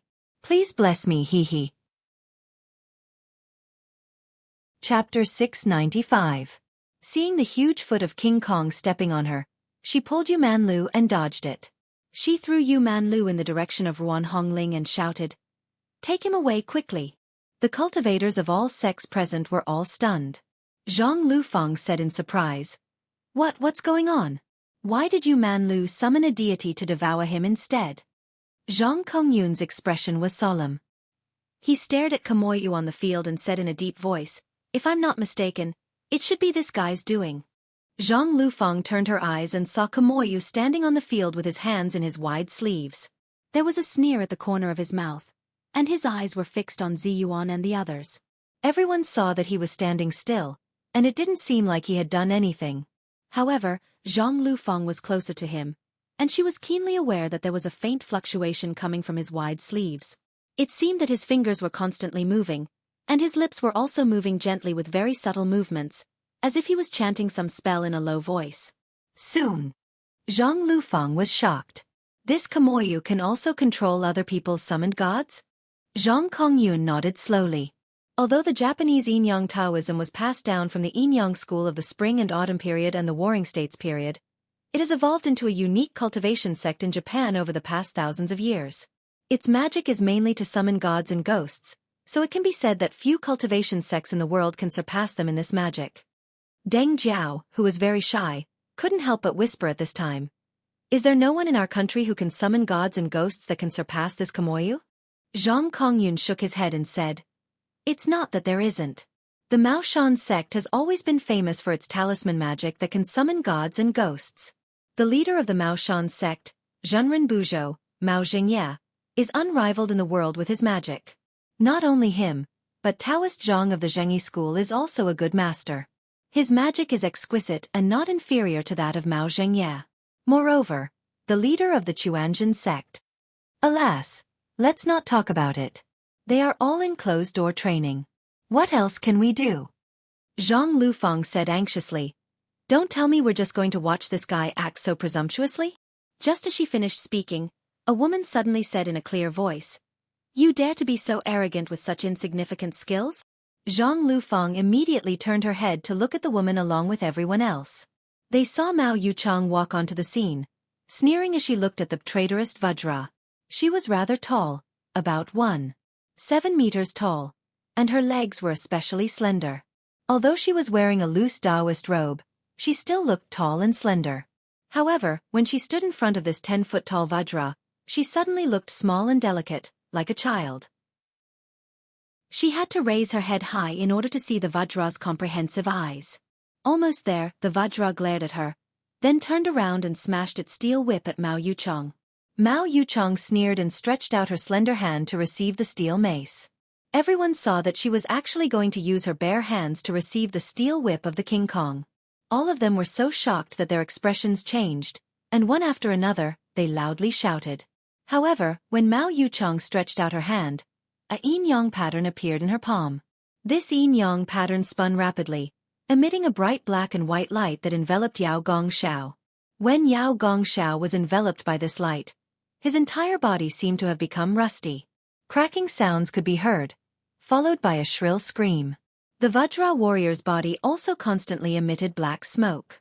When the black smoke rose into the sky and slowly disappeared, the Vajra warrior slowly turned into countless golden light fragments and flew into the sky in an instant. Mao Yuchang turned around and looked at Kameo Yutsuan with a face full of contempt. She sneered and said, We agreed to compete in summoning gods and ghosts, but you despicably used puppetry. What kind of ability is that? When everyone heard this, they came to a realization. Those who didn't understand hurriedly asked, and only then did they know that the god that Yu Manlu had summoned was secretly controlled by Kameo Yutsuan. This situation was equivalent to using the opponent's strength to fight. Although the means were a little despicable, if it wasn't for the fact that his cultivation quotient was much higher than that of the caster, it would have been absolutely impossible. Yu Manlu was an inner disciple of the Penglai sect, and he was also the son of Yu Qing, a great Taoist master of the Penglai sect. His cultivation quotient of magic was also one of the best of the younger generation. No matter how bad his cultivation quotient was, he was still at the top of the Yang spirit. But even so, he was still sent flying by the whip of the gods summoned by his opponent. Everyone couldn't help but look at Kameo Yutsuan in horror, thinking to themselves, how could this ordinary-looking Japanese be so powerful? And the cultivators in Japan have never heard of his name. Could it be that any random person is so strong? Is the Japanese cultivation world so powerful? For a moment, everyone was a little shocked. Saionji Tsunekatsu said leisurely, Kameo Yutsuan wins. Now it's 1-1. Miss, do you want to go next? Mao Yuchang snorted. She raised her head and said arrogantly, Nonsense if I don't go, will you? Her words were harsh, but Saionji Tsunekatsu just smiled and whispered a few words to Kameo Yutsuan in Japanese. Kameo Yutsuan glanced at Mao Yuchang and also said a few words in Japanese. Saionji Tsunekatsu smiled and said, Kameo Jun wants to ask you, how do you want to compete? Do you want to continue to compete in this skill of summoning ghosts? Mao Yuchang said proudly, Of course, I want this guy to be convinced of his defeat. Although the sex couldn't bear to see Mao Yuchang's arrogance, her words still attracted many people to cheer for her. Soon Saionji Tsunekatsu glanced at her, whispered her words to Kameo Yutsuan, and whispered a few words. Kameo Yutsuan smiled slightly, bowed slightly to Saionji Tsunekatsu, and then bowed slightly to Mao Yuchang, saying in Japanese, Please advise me. Mao Yuchang snorted, took out a talisman from her sleeve, pinched her fingers, and recited a long incantation in a low voice, Tianyuan Tai, Jingxi Main Army. Protect the earth. Protect the unity of the spirit. Beautiful embroidered skirt. Crown green scarf. Azure dragon on the left. White tiger on the right. Admire the dragon sword. The seal of 5 blessings. Commander divine officer. 3-5 generals. Evil must be cut. Monsters must be destroyed. Perfunctory good fortune. Enlightenment Shi. Evil destroyed. 5 emperors subdued. Protect the world for 10,000 years. Emperor Dirixi. Yellow dragon descended from the sky. The emperor's birthday. Jing Shao cave. Eliminate demons, but not Ask the great emperor of the three realms to suppress the celestial venerable, Holy Emperor Guan, to descend to the mortal world, as urgent as the law. She recited this incantation very quickly, and soon the talisman in her hand burned by itself. A burly man in heavy armor slowly appeared in front of her. This big man was holding a green dragon crescent moon saber. His face was like a heavy jujube, his beard was a foot long, and his phoenix eyes were shining brightly. Everyone saw that this holy Emperor Guan was really Phoenix Wing's green scarf split by starfire, 3 long hairs scattered behind the head, lying silkworm wrinkled liver chilled, phoenix eyes wide open, god and ghost fear, green dragon saber swaying for a long time, red rabbit altar cursing. It was really awe-inspiring. They all gasped. Guan Hongling, who was taking care of Yuman Lu, also raised her head, pulled Zi Yuan's sleeve, and said in a low voice, I once saw Lin Yu of the Divine Fist sect invite the Holy Emperor Guan to descend to the mortal world. His divine power was amazing. I wonder how powerful the Holy Emperor Guan who directly invited him to descend to the mortal world will be? Zi Yuan said in a low voice, it's easy to invite a god into the body, but it's very difficult to invite a god to descend to the mortal world and reveal his true body. It seems that Mao Yuchong has received the true inheritance. No wonder she is so arrogant. Deng Yu and Deng Jiao, who were not far away, had never seen such a scene. At this time they were stunned. Deng Yu stammered, why does this guy look so familiar? He looks very awe-inspiring, but the hat on his head. Why is it green? Deng Yu's words were unintentional, but they almost made the cultivators next to her laugh. They saw that although Guan Yu was awe-inspiring, his green hat was really eye-catching. In the 5,000 years of history of the gods and Buddhas in China, Guan Yu was probably the only one who liked to wear a green scarf, a green crown, and a green hat to become an immortal. If it had been during the period of the Three Kingdoms, this would not have been inappropriate, but no matter how wise and brave Guan Yu was, he would not have expected that more than 1,800 years later, his green hat would be very inappropriate in the eyes of future generations. When Zhang Lufeng heard Deng Yu's words, she was shocked and quickly covered her mouth. She was so scared that her face turned pale. She said in a low voice, Are you crazy? This is Guan Yu, one of the 4 marshals of the immortal world. How dare you say such disrespectful words in front of him? As she said this, she spat on the ground and said angrily, Ba ba, spit a few times. It's too disrespectful.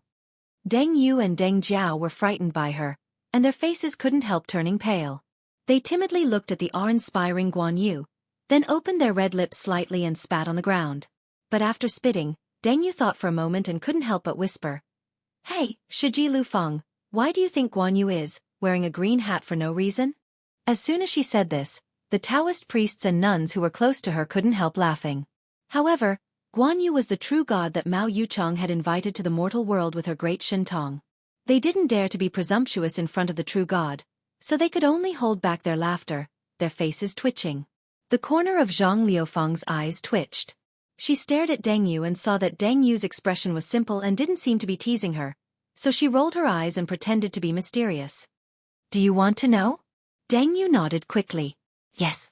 Deng Jiao also blinked curiously, looking like a curious baby. Zhang Lufeng chuckled and pointed at the two of them. Be sincere. You're not allowed to be disrespectful to Guan Yu. Deng Yu and Deng Jiao immediately became respectful. Shiji Lufeng, please tell us why Guan Yu is wearing a green hat. Zhang Lufeng put her hands behind her back, shook her head, and said, Yes, why did Guan Yu wear a green hat? Deng Yu and Deng Jiao asked in unison why. Zhang Lufeng said seriously because he was happy to. As soon as she finished speaking, Deng Yu and Deng Jiao were stunned. Then they both lowered their heads, their shoulders kept shaking, and their teeth were clenched tightly, for fear that they would laugh out loud if they relaxed. Many cultivators nearby also burst into laughter. They couldn't help covering their stomachs and rushing out of the field. As soon as they turned the corner and hid, they couldn't help but burst into laughter. Zhang Kongyun had heard their conversation clearly. At this time, he couldn't help but turn his head angrily and shout, How dare you? How dare you make such a joke in front of a true god? Do you want to be kicked out of the sect? Zhang Lufeng, Deng Yu, and Deng Jiao looked at each other and secretly grimaced, not daring to say anything more. After laughing for a while, Deng Yu said to Zhang Lufeng in a low voice, Shiji Lufeng, it's a pity that you don't know Li Yundong.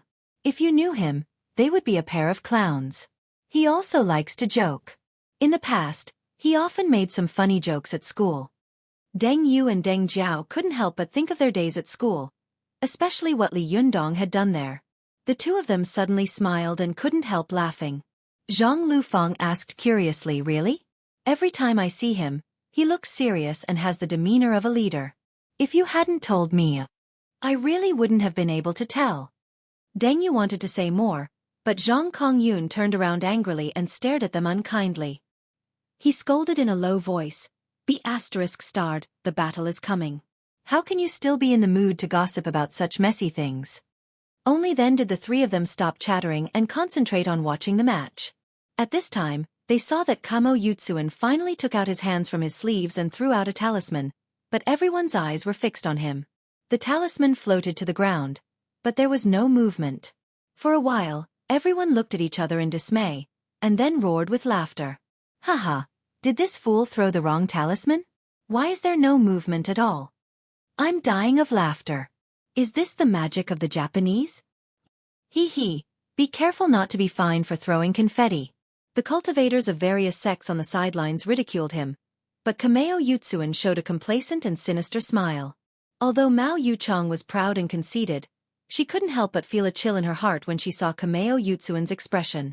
Just as she felt strange, she felt a gust of wind rushing toward her, as if there was an invisible beast in front of her. Mao Yuchong's face changed greatly. With a thought, Guan Yu, who had descended to the mortal world, appeared in front of her in an instant. As soon as he held the green dragon crescent blade in his hand horizontally, he heard a clang. Guan Yu, with his green dragon crescent blade, hit Mao Yuchong like a cannonball and flew out. The ridicule of the crowd suddenly stopped, and their eyes bulged. No way, this Guan Yu was also sent flying in just one round? Is this Japanese so powerful? Thank you for your blessings. There are too many messages, so I can't reply to them one by one. Sorry, hee hee.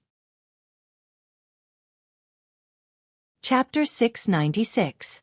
When everyone saw that Mao Yuchong, who had been arrogant before, had been released, they were all shocked.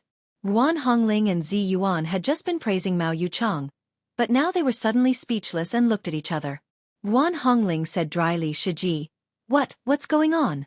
Mao Yuchong can't be so weak, can she? Zi Yuan's face darkened. After thinking for a while, she suddenly reacted and blurted out, I know. As soon as she finished speaking, she saw a figure return to the field like a gust of wind. It was Mao Yuchong, who had been blown away. After all, Mao Yuchong was a Jinshan master and a direct descendant of the Mao Shan sect. She had been cultivating since she was in her mother's womb, so how could she be defeated so easily? She glared at Kamiyukin, pinched her fingers, pressed them against her forehead, and recited the incantation in a rapid voice.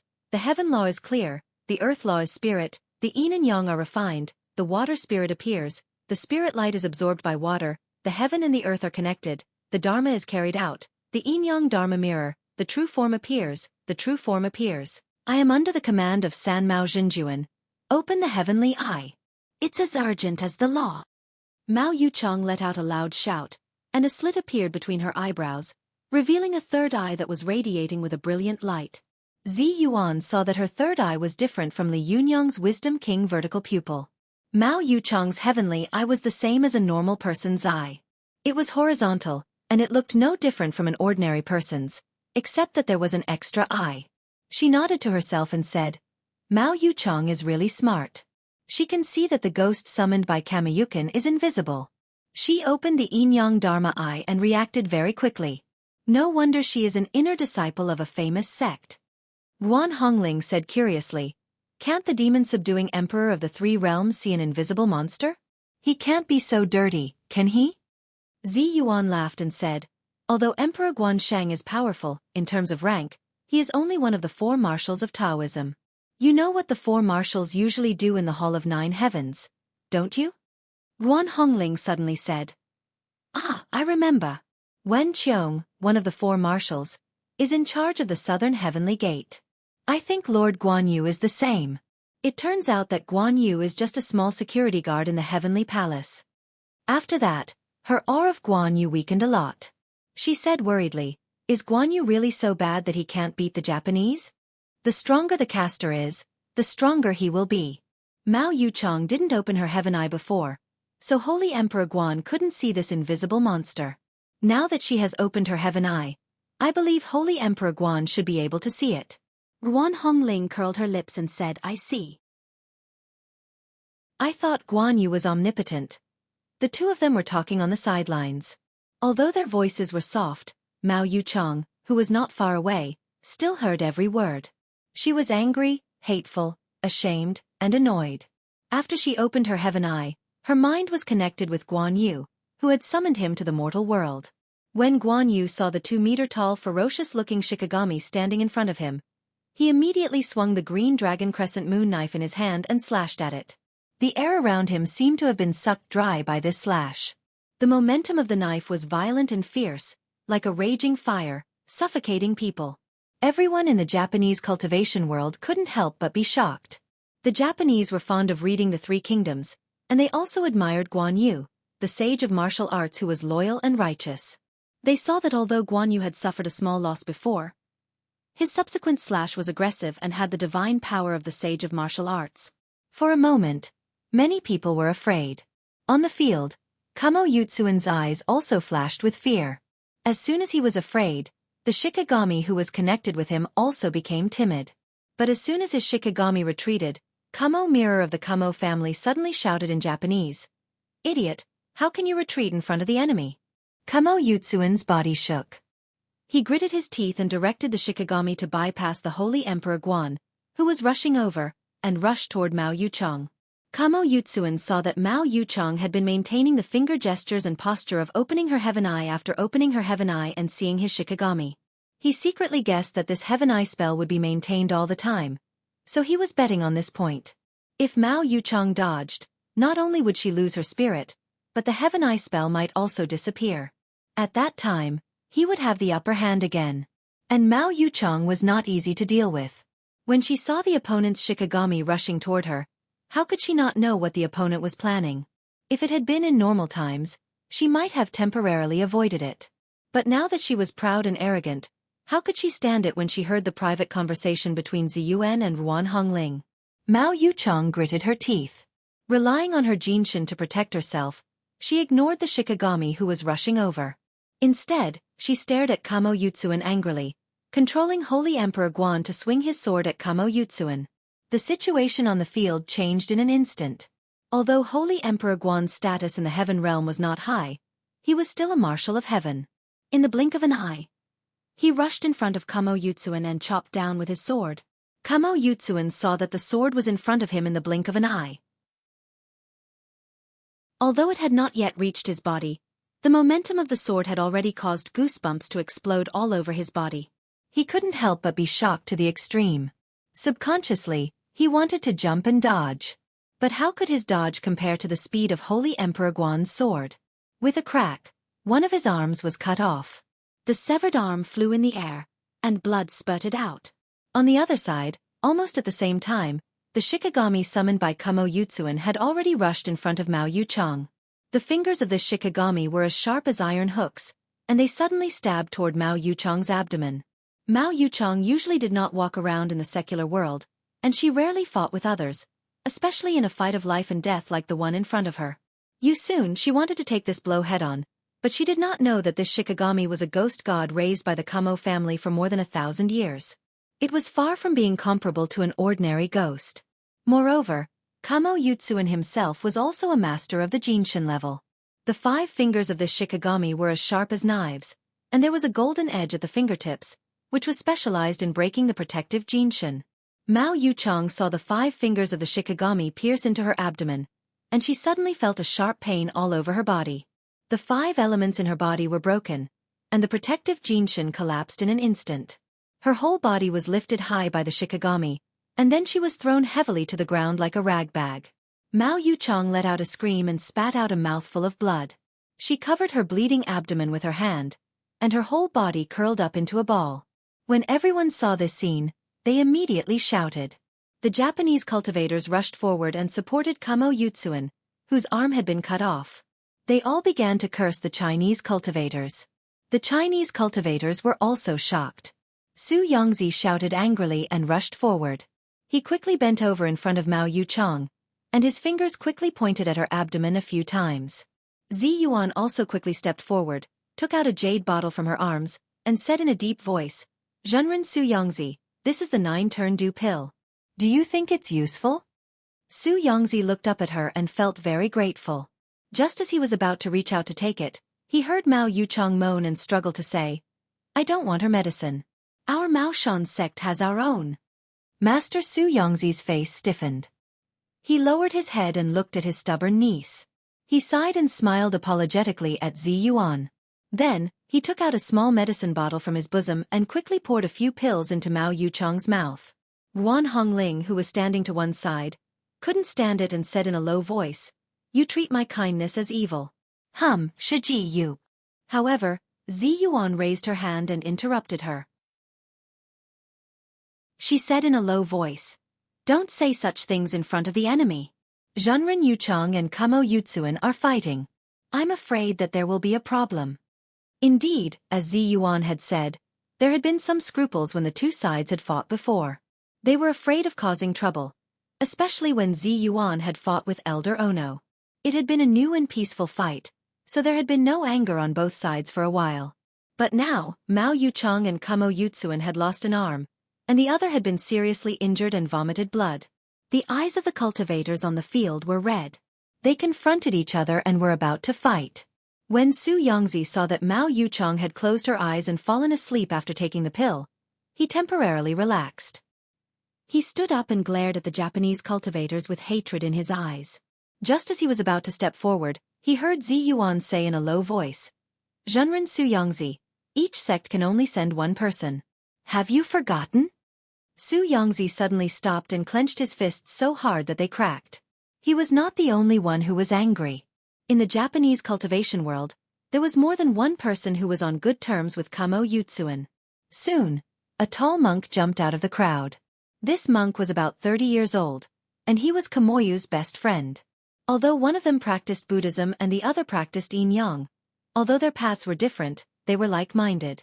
They often drank together, had fun, and talked about cultivation methods. When he saw that his friend's arm had been cut off, he couldn't bear it anymore. He jumped onto the field with a zen knife in his hand, raised his two thick eyebrows, and angrily roared, "I'm Takahashi Shota of the Pure Land School. You hurt my best friend. I want to avenge him." As soon as he finished speaking, a young Taoist jumped into the field, pointed at him angrily, and shouted, "Bah, are you the only one injured?" Takahashi Shota had a rough appearance, and his eyes were as wide as copper bells. "Who are you?" The young Taoist admired Mao Yuchang's beauty and wanted to say a few words for her. He said loudly, "I'm Zhou Kunshan of the Jinshan sect, Yub." But before he could finish his words, he saw Takahashi Shota roar angrily. He raised his zen knife high and slashed at Zhou Kunshan's face. When Zhou Kunshan saw that his saber was still more than 10 meters away, he sneered. Just as he was about to taunt him, he suddenly found his body flying up lightly. Then he found himself lying on the ground. His lower body was still standing, and blood was spurting out like a fountain from the lower half of his body. Only then did Zhou Kunshan realize that he had been split into two by Takahashi Shota. He was horrified and was about to escape when he saw Takahashi Shota take a step forward and slash at his yang spirit again. With a bang, Takahashi Shota's knife smashed Zhou Kunshan's yang spirit into pieces in an instant. Takahashi Shota glared at the cultivators of the various sects on the field with a ferocious face and said fiercely, "Who's next to die?" For a moment, the field fell into a very short and terrible silence. The cultivators of all sects knew that a blood feud had been formed between the two sides. The warm situation just now no longer existed. An extremely terrible bloody battle was inevitable. Chapter 697. Killing was just a matter of nodding one's head to the ground.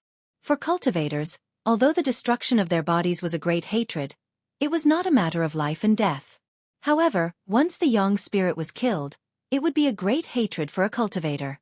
In the eyes of cultivators, the destruction of the body and soul was the same as the annihilation of the whole family.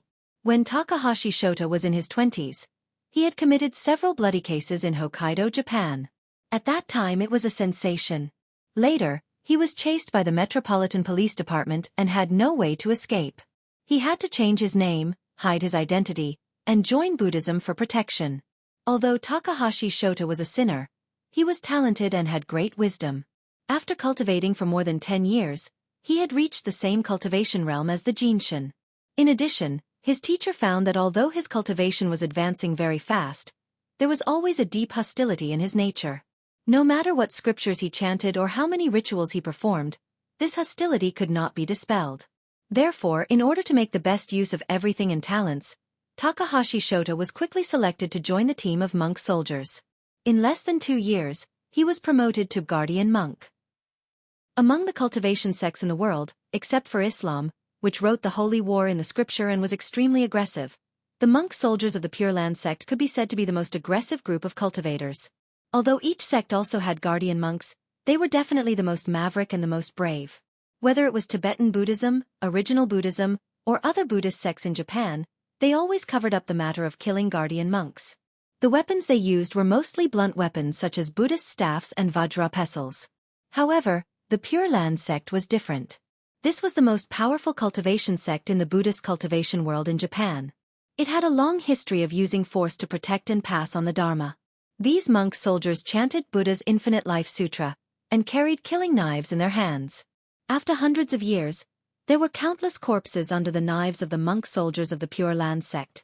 In the Kamakura period of Japan, although the founder of the Pure Land True sect of Japan was the sage Himmaran, the one who truly established the Pure Land True sect's main Yamamoto Hope Temple was actually the 8th generation of the Pure Land True sect's Dharma master, Master Runru, who established it in the Yamamoto region of Japan in 48 AD. At that time, in order to preach, Master Lienru instigated the Pure Land True sect's sect to incite peasant uprisings throughout Japan, opposing the rule of the various daimyo in an attempt to establish a Buddhist religious state. This matter was known in Japanese history as the famous Uni-ichi Kei. Kei meant an uprising. It was also because the Uni-ichi sect's Uni-ichi Kei was too rampant that wherever there were people in Japan, there would be Buddhists of the Uni-ichi sect. This caused the other Buddhist sects in Japan to be very dissatisfied and began to join forces to suppress the Pure Land sect. Almost there, in 55 AD, the Tiantai sects by Jin Mountain's monk soldiers joined forces with the Hexagon family's army to attack the Pure Land sect's original Wish Temple. The original Wish Temple built by Master Lienru was burned to ashes by them. Because of this, the 10th Dharma master of the Pure Land sect, Master Lienru, reflected on this painful experience and believed that the Pure Land sect could not be without its own monk soldiers. Therefore, after he rebuilt the original Wish Temple in Japan's Ishiyama, he established the Imperial Shadow Hall, a troop of monk soldiers specifically under the command of the Pure Land sect's Dharma master. At that time, the Pure Land True sect's power was too great and could easily cause an uprising. No matter what cruel and ruthless methods the daimyo used, they were unable to eradicate the power of the sect. Its Imperial Shadow Hall was also too valiant and abnormal. So many daimyo in Japan did not dare to offend the original Wish Temple. If Reverend Zheng Ru, the 10th Dharma master of the Pure Land True sect, who established the troop of monk soldiers, was still a bit bashful and secretive, then the 11th Dharma master of the Pure Land True sect, Reverend Zheng Ru, simply tore off the last shameful cloth and openly commanded the monk soldiers to throw themselves into the war for hegemony of the world. In the 3rd year of Japan's Yongroku, that is, the 11th Dharma master Lienru shook the Ekisan and Kaga's Yonkuei movement and helped Takeda Shingen, who was known as the Tiger of Kase, to fight against Yusuji Kenshin, who was known as the Dragon of Ekigo. After that, the Pure Land True sect controlled by the Dharma master Lienru concluded the famous 3 covenants with Takeda Shingen in the 8th year of Yongroku, that is, in the year 565 AD, forming a strong military alliance. Later, this Lord Shenru married the adopted daughter of Hosokawa Haramoto, and created the famous Iron Triangle military alliance in Japanese history: Pure Land sect, Takeda Shingen, and Asakura Yoshiki I. In the following war, the monk soldiers of the Pure Land sect shone brilliantly. The valiant fighting power and terrifying fighting will of the Imperial Shadow Hall monk soldiers caused the ambitious and ruthless Oda Nobunaga of the Warring States period to suffer many defeats. At that time, there were countless daimyo and even famous generals who died under these monk soldiers who said, "Umitba," and carried murderous butcher knives. After that, the power of the Pure Land True sect expanded too terrifyingly. Only the Pure Land True sect, Otani sect, had more than 10 million believers. Its powerful power caused the government of Tokugawa Ieyasu to be afraid and suppressed. The power of the Pure Land True sect gradually declined, and slowly the imperial shadow hall also withdrew from the view of the world. Soon, however, although this monk soldier gradually declined with the strength of the sect, this did not prevent it from being active on the stage of history. During World War II, Neon launched the War of Invasion of China. Most of the religious sects in Neon followed the military government to invade the country, and the Pure Land True sect was particularly active. Other cultivation sects often only sent cultivators who followed the army to be responsible for rescue, condolences, prayers, burials, and other matters. However, the monk soldiers of the Imperial Shadow Hall once again showed the world their ferocious face of chanting Buddhist scriptures and carrying butcher knives. In recent years, the Imperial Shadow Hall of the Pure Land True sect had slowly hidden from the world. However, Takahashi Shota's slash made the cultivators of various sects suddenly recall the tragic memory from decades ago. Takahashi Shota was burly, and the Zen knife in his hand was very different from the traditional samurai sword of Neon. This knife was wide, the back was thick, and the tip was slightly pointed, which made it easy to chop and stab. There were 2 deep bloodletting grooves on the body of the knife. Between the bloodletting grooves and the cold and sharp blade, there were exquisite Buddhist patterns engraved. At a glance, everyone saw that the big knife, which was carved with the image of Amitabha, was dripping with blood, which was indescribably terrible and ferocious. Saionji Tsunekatsu saw that Takahashi Shota had gone forward to kill a cultivator of Huaxia without his consent. He frowned and couldn't help shouting, "Takahashi, why did you do such a cruel thing?" For Saionji Tsunekatsu and the other cultivators of various sects, they did not intend to form such an unsolvable blood feud with the cultivation world of Huaxia. However, Takahashi Shota's actions caught them off guard and made them all furious. However, Takahashi Shota turned his head, held the butcher knife in his hand, and said with a ferocious face, "Tsunekatsu, do you want to ask me for advice?" Huaxia in Japan had a deep spirit of martial arts, which was vividly reflected in the young monk of Zhenyan Tantrism, Saionji Tsunekatsu. However, it was the Imperial Shadow Hall monk soldiers of the Pure Land School who really carried the martial arts to the extreme, to the point of perversion. Saionji Tsunekatsu knew very well that this group of monk soldiers of the Imperial Shadow Hall was a group of killing machines that existed in the world to kill people.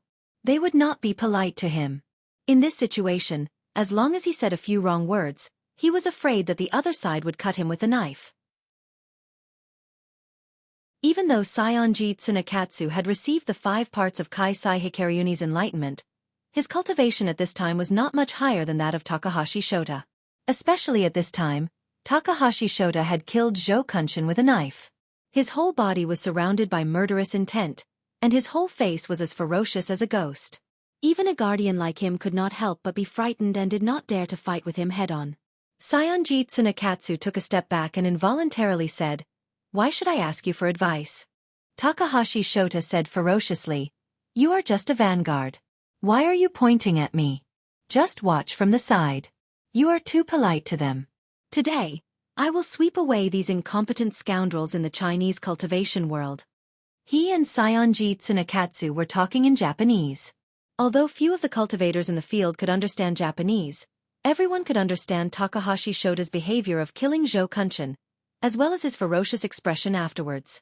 After a brief moment of silence, the various sects suddenly let out a roar that sounded like a volcanic eruption. "F***ck your mother. How dare you do such a cruel thing? Kill him, let him pay with his life." "Bah, pay with his life? Paying with his life is light. I want to crush his body into powder and destroy his yang spirit into pieces." Zhou Kunshin was not the only one from Penglai sect who came to participate in this battle. 2 silhouettes dashed into the field. One of them pounced on Zhou Kunshin's corpse, crying loudly, "Senior martial brother." The other one glared at Takahashi Shota with bloodshot eyes. Zi Yuan, who was watching from the side, subconsciously exclaimed, "No, don't go." As soon as she finished speaking, she saw Takahashi Shota slash down with a grim smile. The tip of the saber drew a golden saber aura and cut the cultivator in front of him into 2 pieces.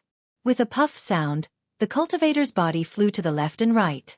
The internal organs of his chest and abdomen flowed all over the ground. For a moment, the huge Taoist field was full of blood, and the smell of blood was overwhelming. The eyes of all the cultivators in the Hua sect suddenly turned red. Zi Yuan saw that the man had been killed. His young spirit had been shattered before it could even fly out. She suddenly widened her eyes and clenched her fists. Although Ruan Hongling was impulsive and often fought with others, she had never seen such a ferocious and terrifying scene. She was so scared that she felt like vomiting. She pulled Zi Yuan's arm and said in a trembling voice, "Shiji Zi Yuan, how could this monk be so cruel?" Zi Yuan's body trembled slightly. She gritted her teeth and said, "This is the soldier monk of the Imperial Shadow Hall, the most terrifying killing machine in the world, the most ferocious monk." Ruan Hongling stared at Takahashi Shota, who was laughing wildly on the field. She was both afraid and angry. She said with hatred and fear, "Don't let this guy go. He must pay with his blood." Zi Yuan's face was cold and she didn't say anything. She just stared at Takahashi Shota, and a rare murderous look gradually appeared in the corners of her eyes. Not far away, Zhang Huashui, who was as fierce as fire and hated evil as his enemy, roared. He was about to rush forward like a tiger, but his shoulder was suddenly grabbed by Zhang Tongtian. Zhang Huashui turned his head and roared, "Shiji, let go, or I'll fall out with you."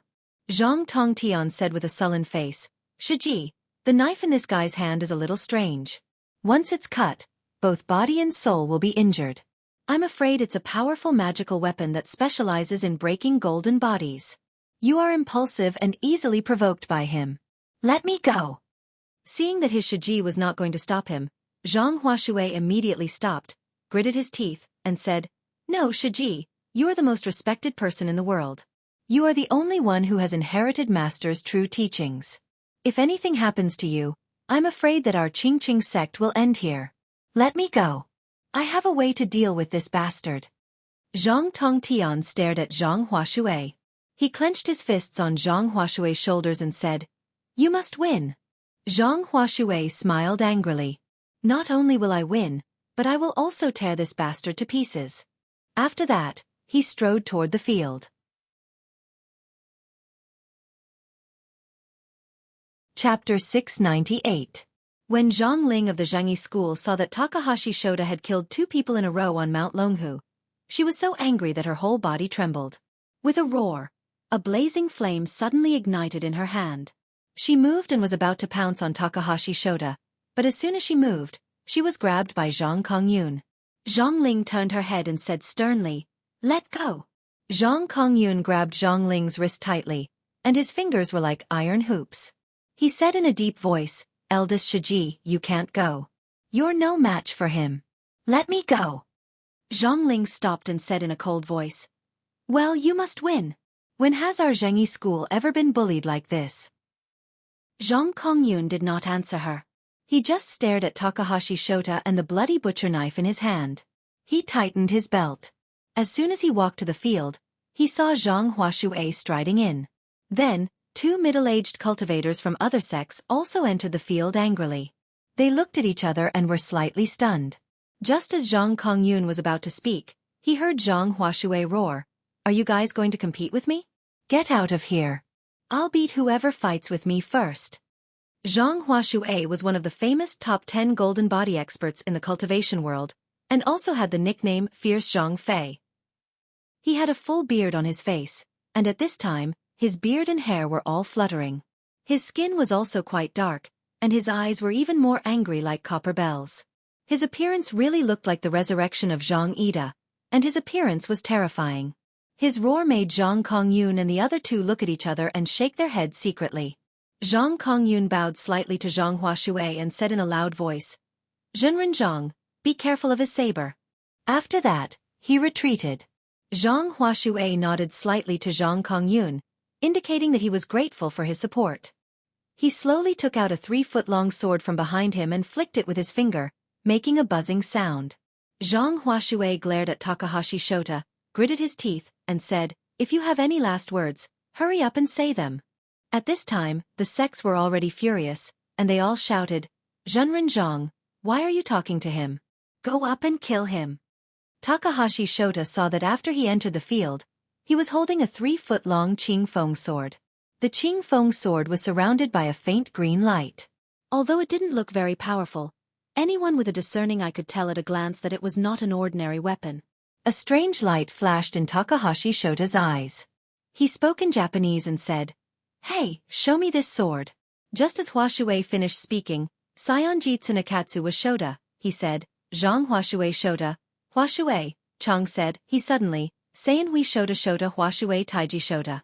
Takahashi Shota also walked forward casually. He stretched out his furry claws and grabbed the sword. He pulled it out with a clang. While looking at the exquisite patterns on the sword, he sighed. "It's really a good sword. I like it. I want this sword." As soon as he finished speaking, he grinned grimly and waved the sword in his hand toward Zhang Xueqi. Zhang Xueqi seemed to have expected this. He put his index and middle fingers together and made a sword finger. His palm was facing up, and the tips of his 2 fingers were pointing upward. He shouted, "Go!"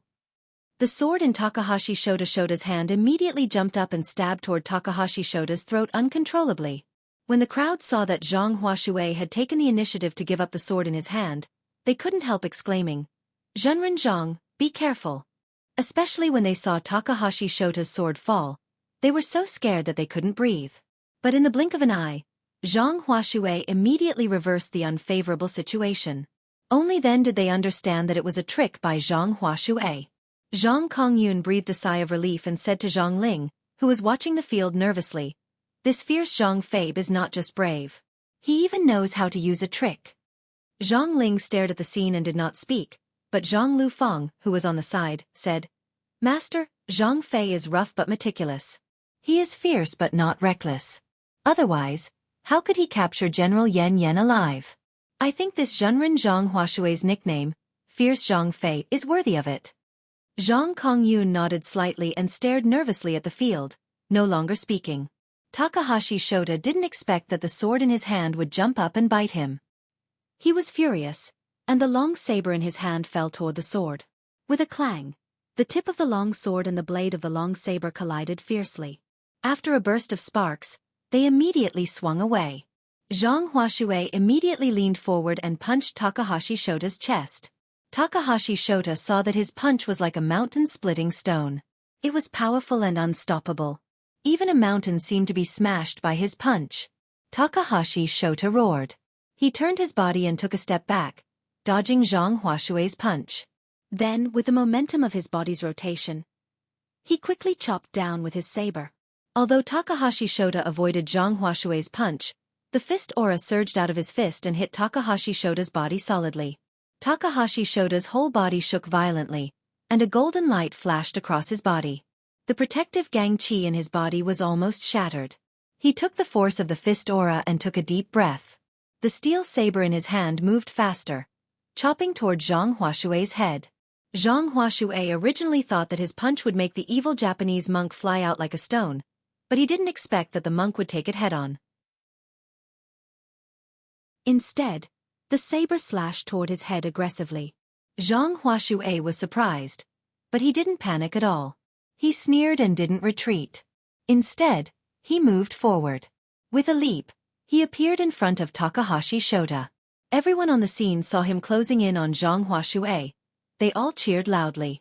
Those with discerning eyes could see at a glance that Zhang Xueqi's move of advancing and retreating was really exquisite.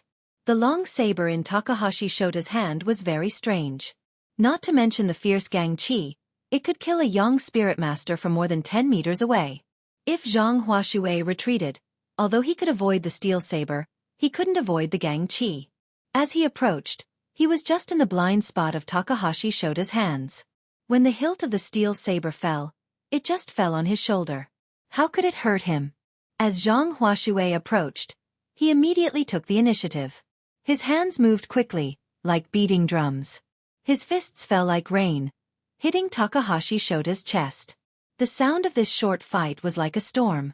The cultivators of all sects on the field only felt that they had vented their anger. As soon as they cheered, they saw Takahashi Shota suddenly roar. He gritted his teeth and spat a mouthful of blood at Zhang Xueqi's head. A battle between masters only lasted for a moment. When one's realm reached the level of a Jinshin master, the battle of magic weapons was secondary, especially for masters like them. This kind of close combat was really the most dangerous thing in the world, and the outcome could be decided in the blink of an eye. Zhang Huashui didn't expect Takahashi Shota to fight back like this. At this time, he and Takahashi Shota were almost face to face. At such a close distance, he was suddenly attacked by his opponent. In particular, there was a fierce wind in the opponent's mouth full of blood. Obviously, there was a hard object mixed in it, aiming at his eyes. Although a Jinshin master could protect his body with a strong Jinshin, he couldn't protect his eyes. Moreover, Takahashi Shota was a Jinshin master himself, so his Jinshin could naturally break through the Jinshin. Zhang Huashui only had time to close his eyes subconsciously before he felt a sharp pain in front of his eyes, as if his eyes had been stabbed by an iron bar. He let out a loud roar and knew that the situation was not good. He immediately controlled his personal sword to draw a sword flower in front of his body, tightly protecting his body, and then he frantically retreated. Sure enough, Takahashi Shota's attack was successful. He immediately brandished his broadsword and chopped it down. The steel broadsword and the long sword fought fiercely. Everyone could only see the light of the sword and sparks flying in all directions. When the sword and the knife separated again, Zhang Huashui had already fallen to the side of the field. Zhang Tongtian rushed forward and supported his body. Zhang Tongtian looked over and saw that Zhang Huashui's tightly closed eyelids were red. He let out a heart-wrenching roar and shouted, "It hurts so much! My eyes!" Zhang Tongtian grabbed him and said in a deep voice, "Xueqi, don't move. Let me see." Zhang Huashui closed his eyes tightly and roared, "Xueqi, let me go. I'm going to kill this beast. My eyes ah!" Zhang Tongtian pressed Zhang Huashui tightly with both hands and said angrily, "Don't be impulsive. You've already lost. Xueqi, as long as you're alive there's hope." Zhang Huashui turned a deaf ear to him and roared, ready to rush up again. Zhang Tongtian's eyes were red. He used his palm as a knife and slashed at Zhang Huashui's neck, making him faint. He turned his head and ordered his disciples to take Zhang Huashui off the field, while he glared at Takahashi Shota with sharp eyes. Takahashi Shota originally wanted to take advantage of the situation to chase after Zhang Huashui and take his life with one blow, but he suddenly saw a long sword hanging in the air behind Zhang Tongtian. The long sword was blooming with three-colored divine light, majestic and awe-inspiring. Although Takahashi Shota was fierce and arrogant, he was not a fool. At a glance, he could tell that this was one of the best magic swords in the Chinese cultivation world. His heart trembled and he immediately stopped, watching Zhang Tongtian bring Zhang Huashui into the crowd from afar. Zhang Tongtian glared at Zhang Huashui for a long time. After his chest rose and fell violently, he snorted angrily, "Our Qingqing sect has lost." After that, he turned his head and walked into the crowd. After listening to Saionji Tsunekatsu's translation, Takahashi Shota laughed proudly. As soon as he laughed, blood immediately flowed out of his mouth. Some sharp-eyed people found that the tongue in his mouth had been cut short, and the cut was badly mutilated. Zhang Ling's face changed in horror and she exclaimed in a low voice, "Could it be that this guy bit off his tongue just now and used it to hurt Zhang Tongtian?" Zhang Lufang looked at the evil monk on the field who didn't know what pain was, and her body trembled slightly. She said in a trembling voice, "It's enough for him to spit out a mouthful of blood. Why did he bite off his tongue?" Zhang Kongyun also looked frightened. "Do you think this mouthful of blood was the blood that Zhang Huashui had hurt him with a series of punches?" "No, you're wrong. The strongest parts of a cultivator are the 5 internal organs. If the 5 internal organs were beaten to the point of bleeding, then Takahashi Shota would have been dead long ago. How could he have spat out such a fierce gang strength? He bit off his tongue to spit out this mouthful of flesh and blood. This person is really terrible. I heard that the monks of the Imperial Shadow Hall of the Pure Land sect have been trained to be killing machines that don't know pain and fear. I didn't expect to see it today. It's true. Takahashi Shota had won by biting the tip of his tongue. Blood kept gushing out of his mouth, but his face was triumphant. He had no intention of leaving the field at all. He grinned, and his short tongue looked particularly ferocious and terrifying in the eyes of the crowd. He looked proud and said vaguely, "Who else wants to die?" Zhang Kongyun's face changed. Just as he was about to step forward, he saw a slender hand on his shoulder. Zhang Kongyun turned his head and saw Zi Yuan saying with a cold face, "Zhenren Kongyun, let me do it."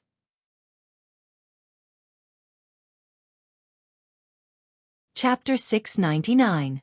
/name book, building, comma. Zhang Kongyun turned his head to look at Zi Yuan, and then said in a deep voice, Zi Yuan, do you want to compete with me for the limelight? Zi Yuan was stunned and said, I wouldn't dare. But this monk is too fierce. Zhenren Kongyun. You are the pillar of our Xueqi school. If anything happens to you. Zhang Kongyun was furious. He pulled a long face and said, Are you looking down on me? Or do you think that I'm too old to wield a saber or a sword? Zi Yuan saw that Zhang Kongyun's fighting spirit was surging. She hesitated a little, but Zhang Kongyun said in a low voice, Zi Yuan, this monk is too fierce. Even I am not sure if I can defeat him. You are still young and have the potential to improve your cultivation. Don't fall here and affect your future cultivation. Happy face, she whispered to Zhang Kongyun. Zhenren Kongyun, aren't you afraid that it will affect your cultivation? Zhang Kongyun smiled slightly and gave Zi Yuan a meaningful look. He strode onto the stage and said loudly, Zhang Kongyun of the Xueqi school is here. Takahashi Shota is here to die. At this time, the two sides had already formed a deep grudge. Zhang Kongyun entered the arena in anger. He did not even have the basic etiquette and simply called out his name. When the cultivators of the various sects saw him enter the arena, their expressions suddenly froze and they whispered to each other, The Xueqi school has finally entered the arena. I wonder if he can win? He will definitely win. Zhang Kongyun is one of the top 10 golden body experts who became famous very early. It's impossible for him to lose. That's not necessarily true.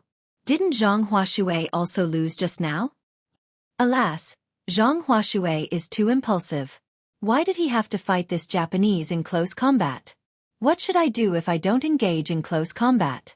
Didn't you see how fierce that saber is? It's like a Dharma treasure that specializes in breaking golden bodies. If you fight from afar, what will you do if the monk slashes at you with his saber energy? Only close combat and a dangerous battle could be won. Alas, what a pity. I didn't expect this Japanese to be so fierce. He actually injured himself to win. Terrifying, truly terrifying. There was a huge difference between the Taoist cultivators of Hua and the Buddhist cultivators of Japan. The Taoist cultivators never harmed themselves. They were a group of people who cherished their own bodies the most in the world. They believed that blood and flesh came from their parents, so there was no reason for them to hurt themselves. In order to cultivate their moral character, they took care of their lives in an orderly manner. They clearly separated what they could eat and what they couldn't eat. Moreover, they persisted in doing so for decades. Happy face, this group of people was elegant but not ferocious. Cultivators of the Taoist faction didn't cultivate to fight and kill. They wanted to become immortals and go to the 9 heavens immortal world. Therefore they cultivated great arts and techniques instead of killing. However, the Buddhist cultivators of Japan were different. The Pure Land True sect was even more different. In the Buddhist cultivation sects all over the world, everyone recognized a point of view, that was, India's Buddha, China's Dharma, and Japan's Buddhist monks. It meant that India was the birthplace of Buddhism, so the gods of Buddhism originated from India. Therefore, there was the saying of India's Buddha. However, the real spread of Buddhism to the world was closely related to the spread of Buddhism in China. After Buddhism was introduced into the country, through the efforts of Tibetan Buddhism and the original Buddhism, Buddhism had risen to a height that others could not reach, be it in theory or magic. Even India, the birthplace of Buddhism, could only look at its back and sigh at its inferiority. However, for thousands of years, there were countless conflicts between religious forces and imperial forces. Buddhism had suffered several great disasters. Countless monks died or returned to secular life, which greatly weakened the power of the monks of Buddhism. However, after Buddhism entered Japan, it immediately flourished. Japanese were not good at creating, but they were extremely good at learning and using.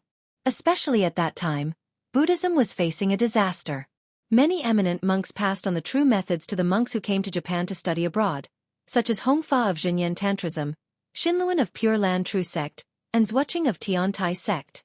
These monks who had studied abroad eagerly learned the most advanced Dharma concepts and the most powerful Dharma spells of Hua Buddhism. They brought them back to Japan and carried forward the Dharma.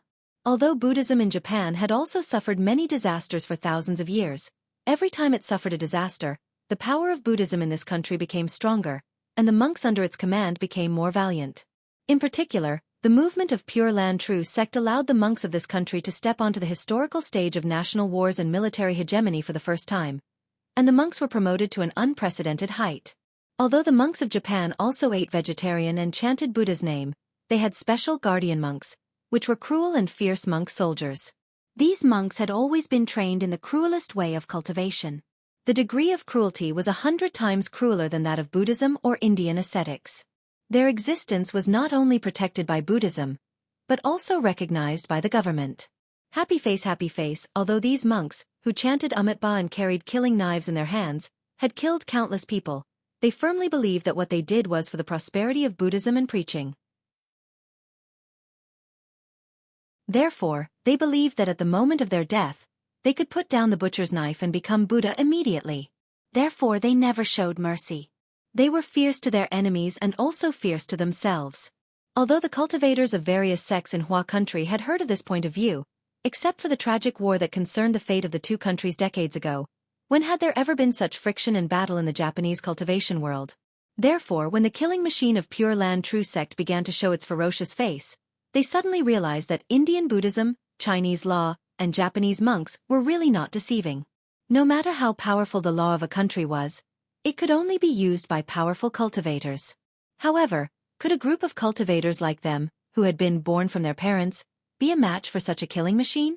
Originally, the cultivators on the field had been excited by Takahashi Shota's cruel means, but Takahashi Shota had injured himself in order to win. This kind of ferocity greatly shocked the cultivators of all sects on the field. They could not understand Takahashi Shota's winning means of killing 10,000 enemies and sacrificing 3,000 of his own. For a moment, everyone on the field stared at Zhang Kongyun. The Xueqi school represented the strongest force in the cultivation world of the Hua Taoist family, and Zhang Kongyun was the strongest cultivator of the Xueqi school at this time. If he lost, the consequences would be unimaginable. The Japanese cultivation world was also well aware of this. Although they were annoyed that Takahashi Shota had acted rudely without any discussion, which was the fine style of the Japanese military government during World War II, the matter had already been resolved. After all, they belonged to the same camp and the same country. At the moment, the two sides were enemies, so there was absolutely no reason for them to scold their own people and curry favor with the other side. Even if they wanted to uphold justice, they did not dare to stand up and say a word, because at this time, whoever dared to speak up for the cultivation world of China would definitely become a sinner in the Japanese cultivation world. They would either be destroyed immediately or disappear in the long river of history with their sections. At this time, when they saw Zhang Kongyun appear, they couldn't help but become nervous.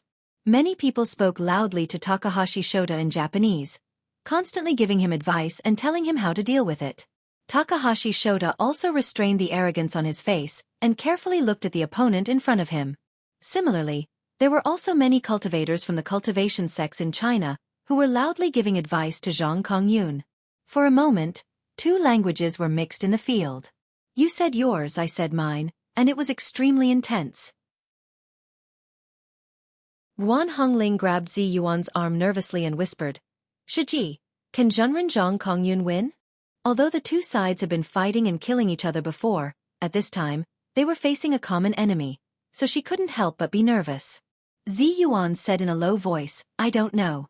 If Zhenren Zhang is determined to fight to the death, he has a great chance of winning, but if..." Before she could finish her words, she saw Zhang Kongyun suddenly shout. His body moved and he rushed toward Takahashi Shota like a cannonball. Seeing that he was going to fight hand to hand, everyone exclaimed.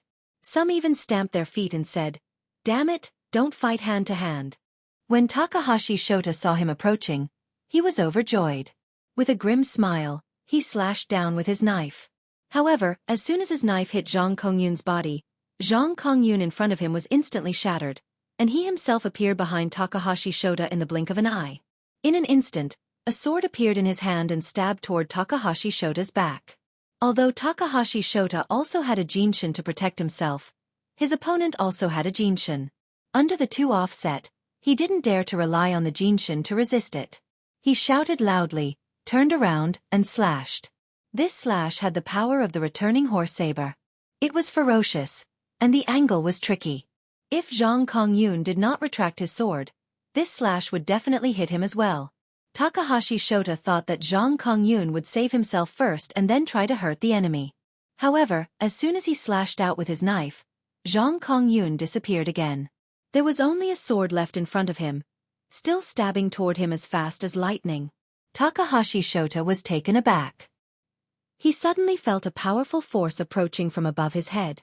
When he knocked away the long sword in front of him with his saber, he looked up and saw a bolt of lightning falling from the top of his head in an instant.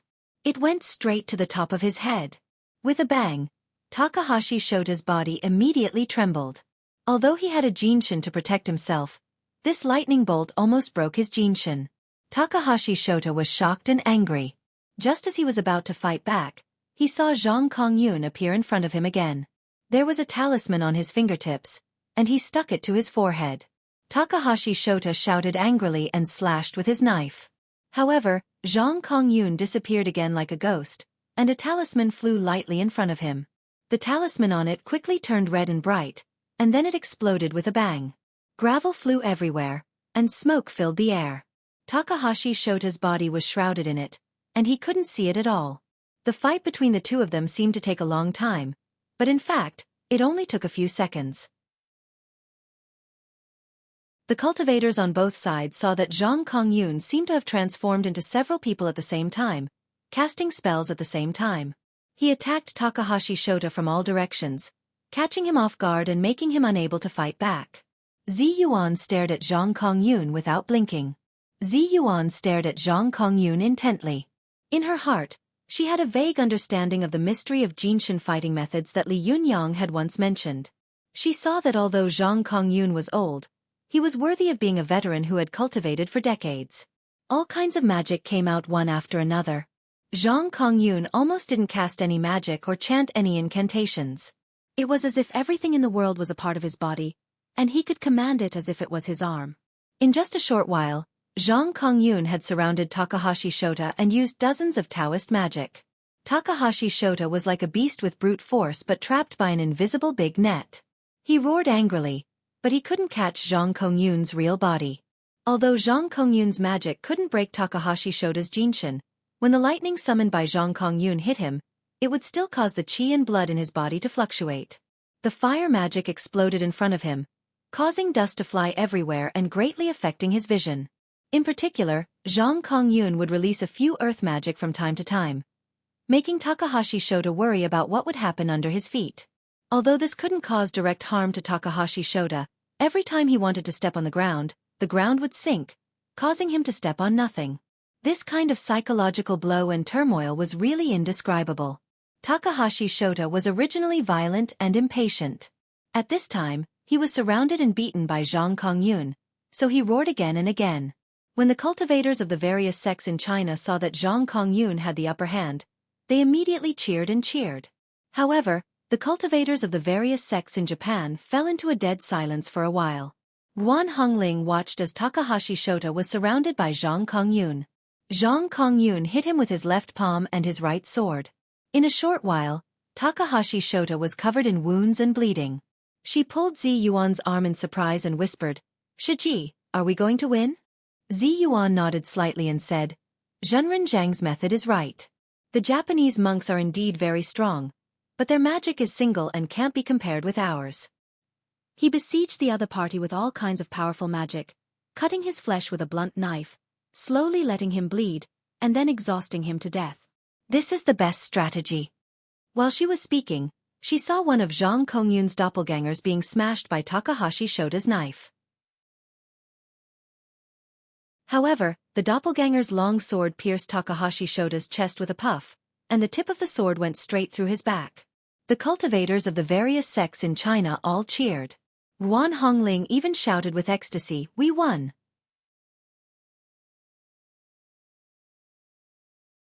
Chapter 700. At this moment, Zhang Kongyun saw that his long sword had pierced through his opponent's body. He immediately leaned forward, turned his hand, and slapped Takahashi Shota's forehead. In his opinion, this sword must have pierced the opponent's lungs. Once the 5 internal organs were damaged, the 5 elements in the cultivator's body would collapse. Once the 5 elements collapsed, the small universe would also be fragmented, and the essence, qi, and blood would no longer be able to flow smoothly to the three dantians. Naturally, the cultivator would use zhenqi. Without zhenqi, the jinshin would not be far from being broken. Zhang Kongyun saw that his opponent's golden body was about to be broken, and it was time for him to beat the drowning dog. He immediately revealed his true body and slashed at him with an incomparably powerful heaven-flipping palm. The power of the doppelganger and the power of magic were naturally not as powerful as the attack of his real body. Zhang Kongyun was confident that he would win, so he made a prompt decision to kill. However, he never expected that a killing machine like Takahashi Shota had already known his body like the back of his hand. At the moment when Zhang Kongyun's sword pierced his body, he avoided the vital parts of his lungs. The long sword went straight through the middle of his lungs. This sword seemed fierce, but in fact, it did not hurt the 5 internal organs. Takahashi Shota didn't even look at the sword in his chest. He grinned grimly, and instead of retreating, he suddenly rushed toward Zhang Kongyun. The Zen knife in his hand moved from bottom to top, and he used the reverse kasaya of the ancient Japanese martial arts. This strike was hidden and sinister. It was a unique skill in Japanese kendo. If it hit the target, even if the target was not cut in half, the vital parts of the target would not be safe.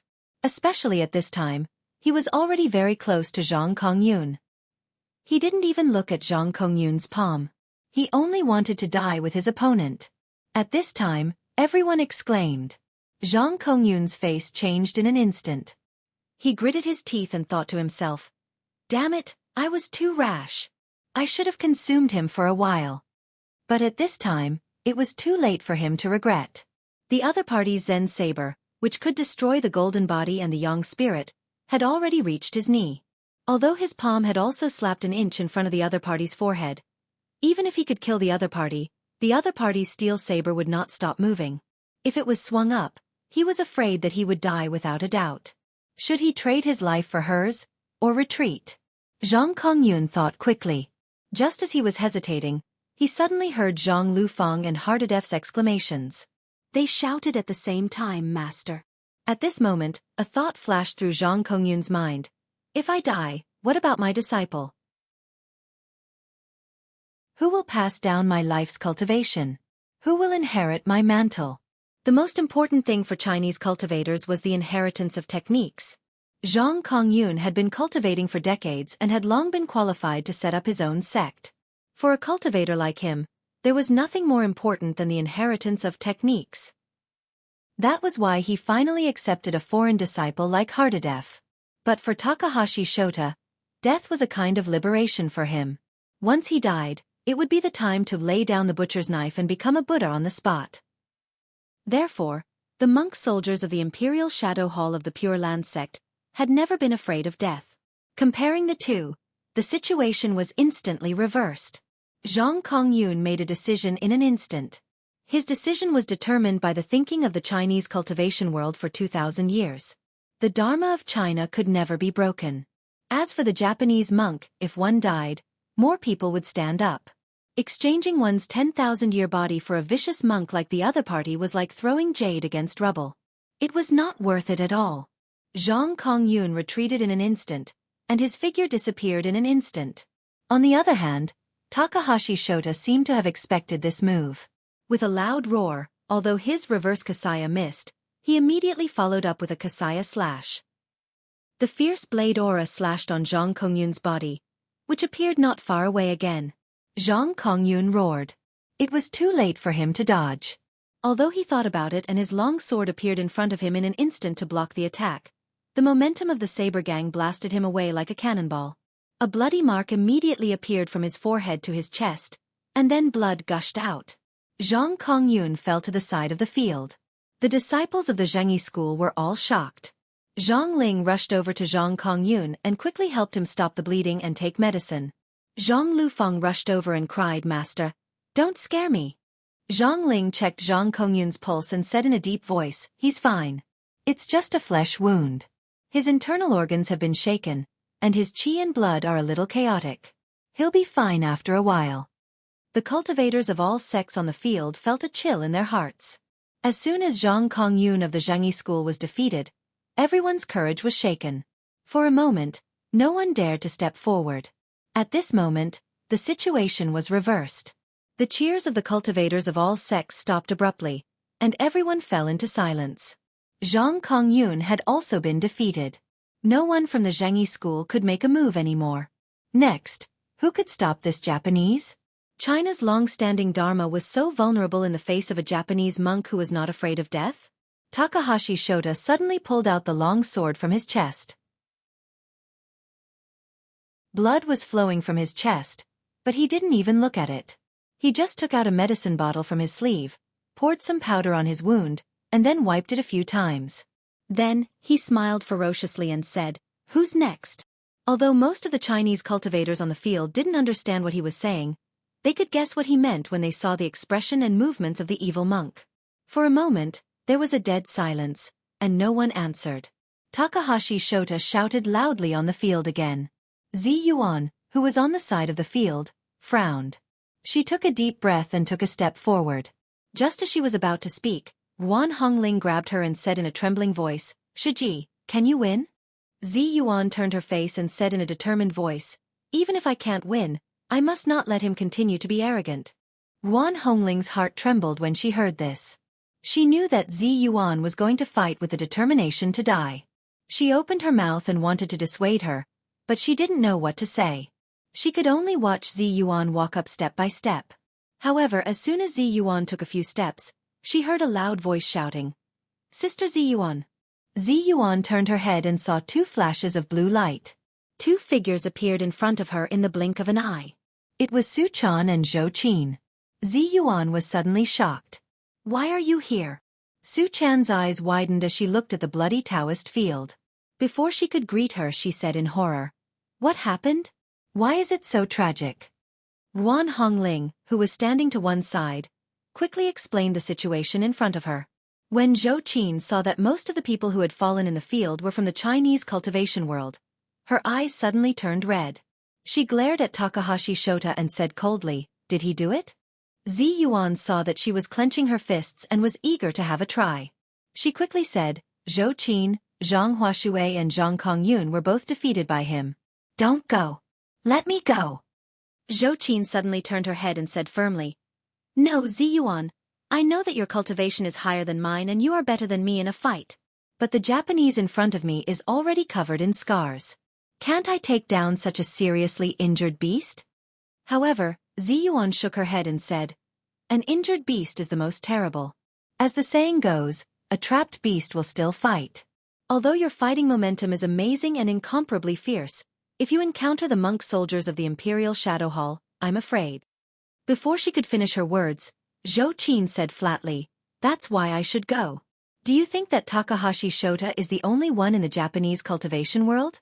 After he falls down, who else will fight? Zi Yuan, you stay to deal with the masters behind you. Leave this guy to me." Zi Yuan opened her mouth and wanted to object, but when she glanced at the cultivators of various sects in the Japanese cultivation world not far away, her heart suddenly sank. She knew that Takahashi Shota was not the most powerful among these people. Once she was defeated, almost all the Jinshin masters on the field would be wiped out. Zi Yuan swallowed the words that were about to come out of her mouth and said with concern, "Be careful. This monk is not afraid of death, and his knife is very powerful. It specializes in breaking the Jinshin. If the Yang spirit touches it, it will be broken. It's very terrible. Try to use your Vulcan's whip and Chiwe to consume him until he dies. Don't give him a chance to get close to you. Fight around him and don't give him a chance to die together with you." Zhou Qin tidied up the corner of her clothes and stared at Takahashi Shota. She nodded and said, "I know." After that, she quickly went on the field. Su Chan looked at her worriedly and murmured in a low voice, "If only Yun Dong were here now. Sister Zhou Qin, you must be fine." At this time, when the crowd saw Zhou Qin enter the arena, there was a commotion and a lot of discussion. Although Zhou Qin had become famous in the Taoist assembly, many people had only heard of her name and had never seen her. Now that they saw her, although their hearts were lifted, they were more suspicious and worried. Could such a beautiful girl, who looked like a lady from a noble family, defeat this fierce monk? A big question mark appeared in everyone's mind. Takahashi Shota laughed wildly. He had won in a row. Although he was injured, His momentum and murderous aura had climbed to a peak. At this time, the murderous aura all over his body seemed to be substantial, like a black mist lingering around him. The blood-stained Zen knife in his hand was emitting bursts of golden light, and the Umatba on it was faintly discernible, as if it would fly out of the knife in the next second. Takahashi Shota laughed wildly and said, "Is there no one else in the cultivation world in China?" As he said this, he pointed the Zen knife in his hand at Xueqi. "Even a little girl has gone up." When Xueqi saw him pointing the tip of the knife at her, a monstrous murderous aura rushed over, making the hair on her back stand on end. Her heart felt as if it had been squeezed by someone's hand. She subconsciously wanted to turn around and run. Xueqi reacted very quickly and forcibly stopped this idea. She took a deep breath and gritted her teeth. The qi and blood in her body surged, and slowly, the courage in her body recovered. Just as she was about to speak, she heard a voice coming from the air. Xueqi stepped back. "Let me do it." When Xueqi heard this voice, her body trembled violently. She suddenly opened her eyes wide and looked into the air. She saw a figure land on the field. He was tall and handsome. Who else could it be but Li Yundong? Su Chan, Zi Yuan, and Wan Hongling were overjoyed and exclaimed in unison. The cultivators of various sects in China who knew Li Yundong were also shocked. Some people who didn't know Li Yundong quickly asked the people next to them, "Who is this person?" At this time, the cultivators of various sects who knew Li Yundong had completely abandoned their sections. Their eyes flashed and they said excitedly, "This is Invincible Li." "This is Invincible Li? So young." The crowd was stirred, and at this time Mao Yuchong, who was in a coma, also woke up. She stared at Li Yundong on the field and thought to herself, "This Invincible Li, is he really invincible?" Although the purpose of the cultivators of various sects in Japan was to meet Li Yundong, they had found that Li Yundong had not come before and thought that he would not appear again. But at this time, Li Yundong's sudden appearance immediately caused a commotion. The man who had defeated Masako Tachibana and ended the 10-year history of Zhonyan Tantrism dominating the cultivation world had once again appeared in front of them. Last time, they had suffered a great humiliation. This time, could they get back such a humiliation? Today's 2 nights are over. In addition, 17 groups of 1610904995 Fox dens are open.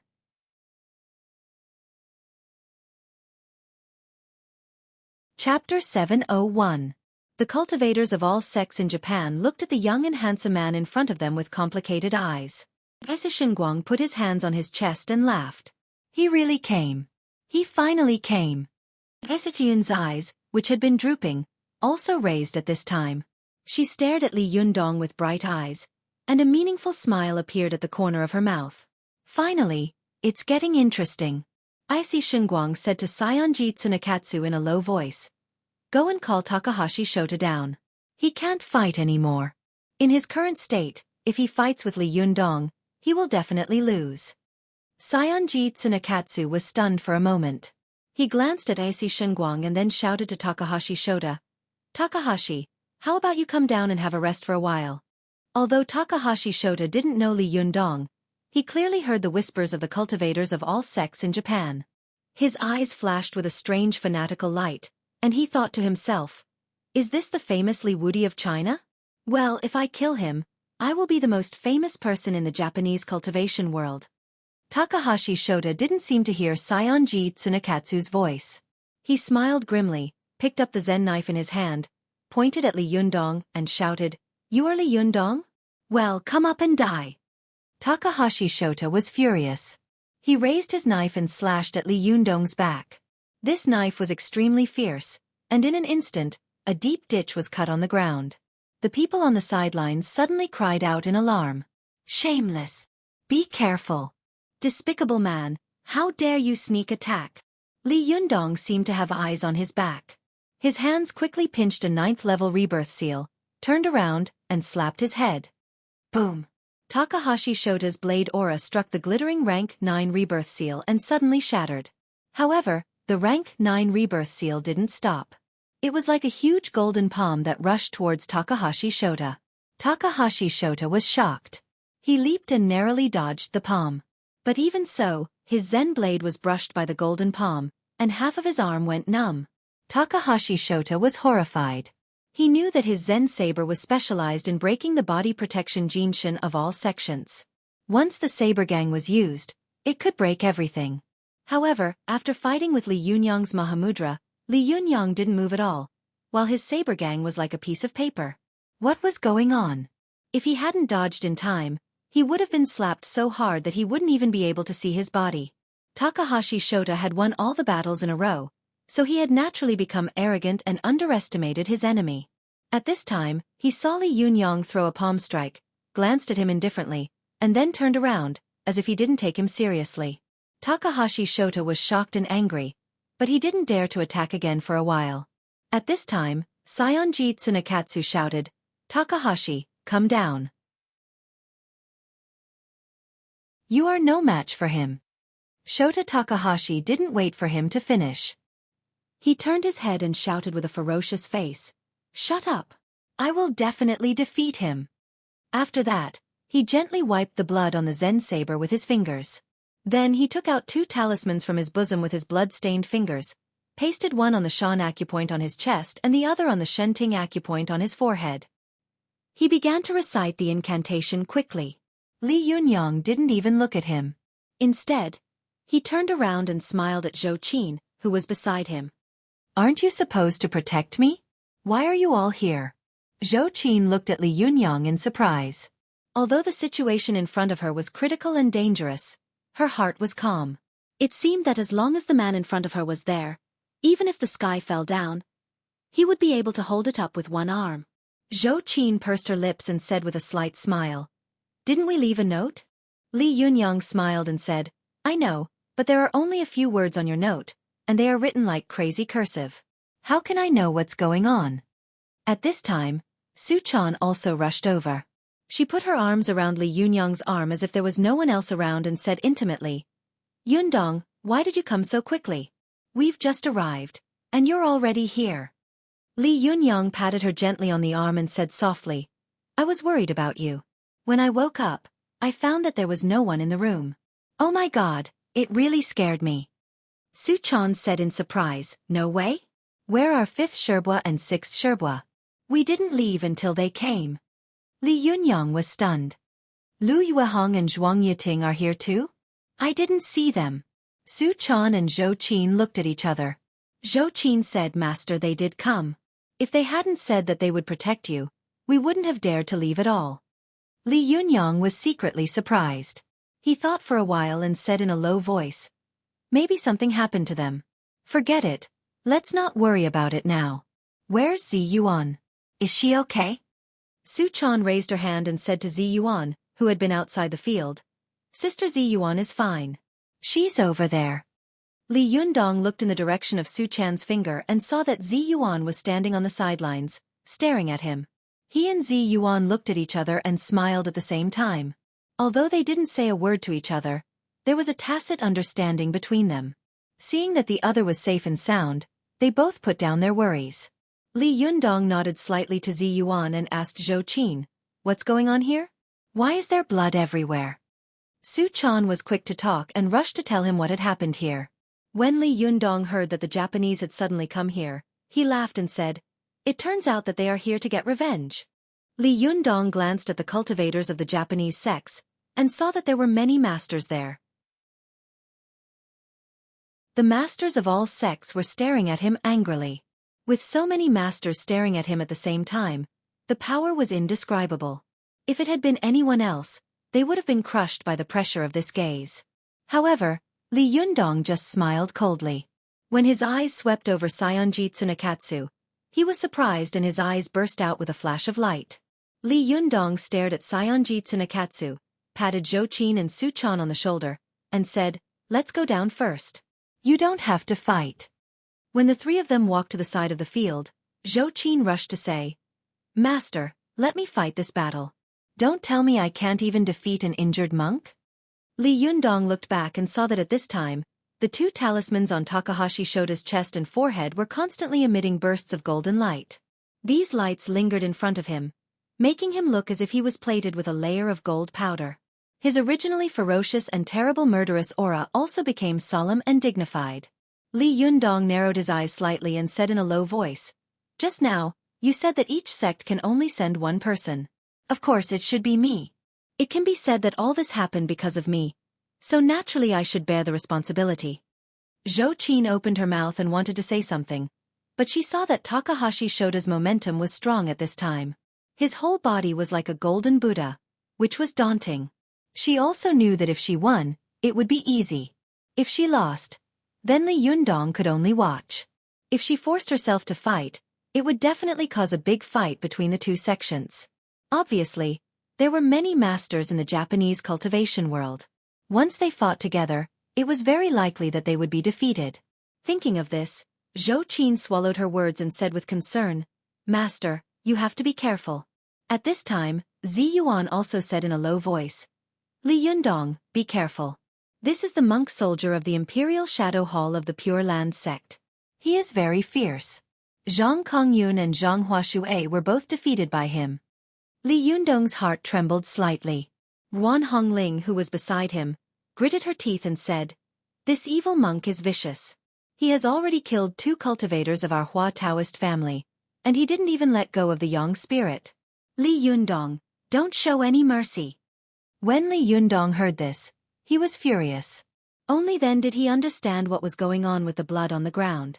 But although he was extremely angry in his heart, his face was still indifferent, and no one could see any clues. He nodded to Zi Yuan and Ruan Hongling and said, "Don't worry. I'm here. Nothing will happen." After that, he stepped onto the field. Everyone saw that as soon as he appeared, he immediately suppressed Takahashi Shota's arrogance, especially Li Yundong's arrogant behavior, which made them whisper to each other and talk about it. "It's really invincible, Li. He doesn't take these Japanese people seriously at all. Alas, I hope he doesn't underestimate the enemy. In my opinion, he's bluffing." "Bah, what bluffing? Do you think anyone can be called invincible?" Be quiet, be quiet. Let's see how he deals with Takahashi Shota. In a while, we'll know whether he's really invincible or not." Everyone's eyes turned to Li Yundong, only to see this overly young man standing in the field. His feet were neither ding nor ba, and his expression was calm. There was no sign that he was about to fight fiercely at all.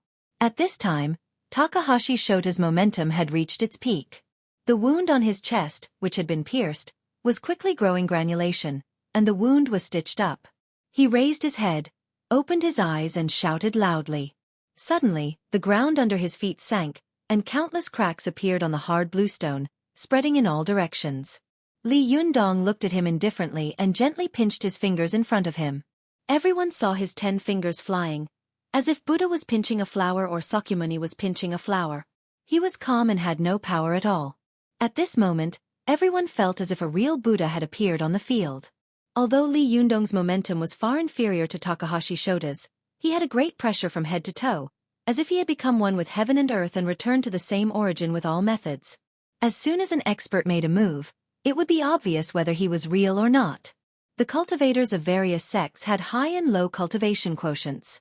Those with low cultivation quotients like Zhang Lufang, Deng Yu, Deng Jiao, and others didn't dare to breathe, and their eyes were fixed on him. Those with high cultivation quotients like Mao Yuchang, Su Yongzi, and others exclaimed in unison, "Unity of heaven and man, Buddhism and Taoism?" Although it was just a movement, although it was just a finger gesture, the cultivators of all sects in Japan were shocked by Li Yundong's realm of unity of heaven and man. They knew that although Takahashi Shota was fierce, and at this time he was like a Vajra or an Arhat descending to the world, no matter how fierce and terrifying a monk was, in front of the supreme great way of the world, in front of the supreme sect of heaven and earth, how could he have any chance of winning? Isi Xinguang looked shocked. He murmured, "He has become stronger again. This posture. He has already comprehended the great way of truth. Izumo. This is a genius who is even more outstanding than you." Isifun didn't say a word. He stared at Li Yundong with fanatical and excited eyes. Sayonji Tsunakatsu, who was standing to one side, suddenly shouted, "Takahashi, you have fought many battles in a row. Why don't you come down and rest for a while?" Takahashi Shota didn't understand. How could he know what he was talking about?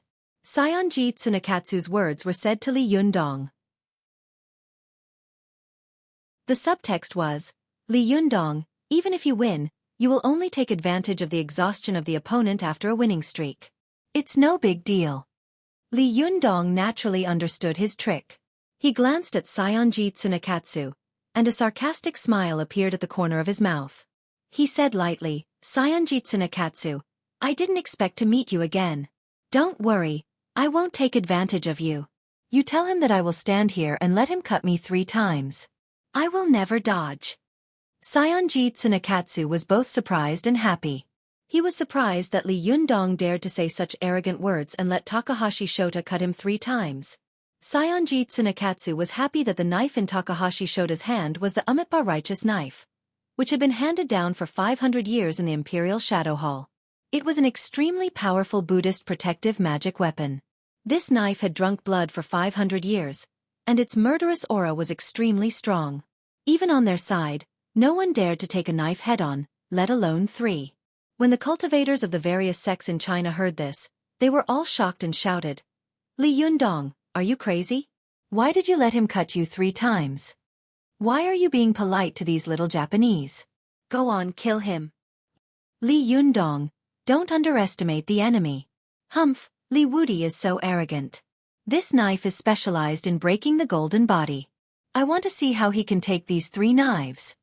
Zhou Qin, Su Chan, Ruan Hongling, and the others were also ready to admonish him anxiously, but Zi Yuan stopped them and said in a low voice, Li Yundong has already comprehended the true methods of Buddhism and Taoism. Don't worry. Since he dares to boast, he will be fine. After listening to Saionji Tsunekatsu's translation, Takahashi Shota couldn't help laughing wildly. He pointed the Zen knife in his hand at Li Yundong and shouted angrily, You're courting death. His originally serious face suddenly became extremely ferocious, like a Vajra glaring and an Arhat going berserk. His eyes widened like copper bells, and his eyes cracked. He stomped on the ground with both feet, and his body soared into the air like a cannonball in an instant. Everyone couldn't help looking up and saw that Takahashi Shota's figure in the sky had turned into a very small black spot. Then the black spot fell from the sky and kept growing bigger. He was fierce, and the airflow around him was boiling with flames because of the friction. He was like an angry Vajra descending from the raging sea, and he cut toward Li Yundong with a knife from above.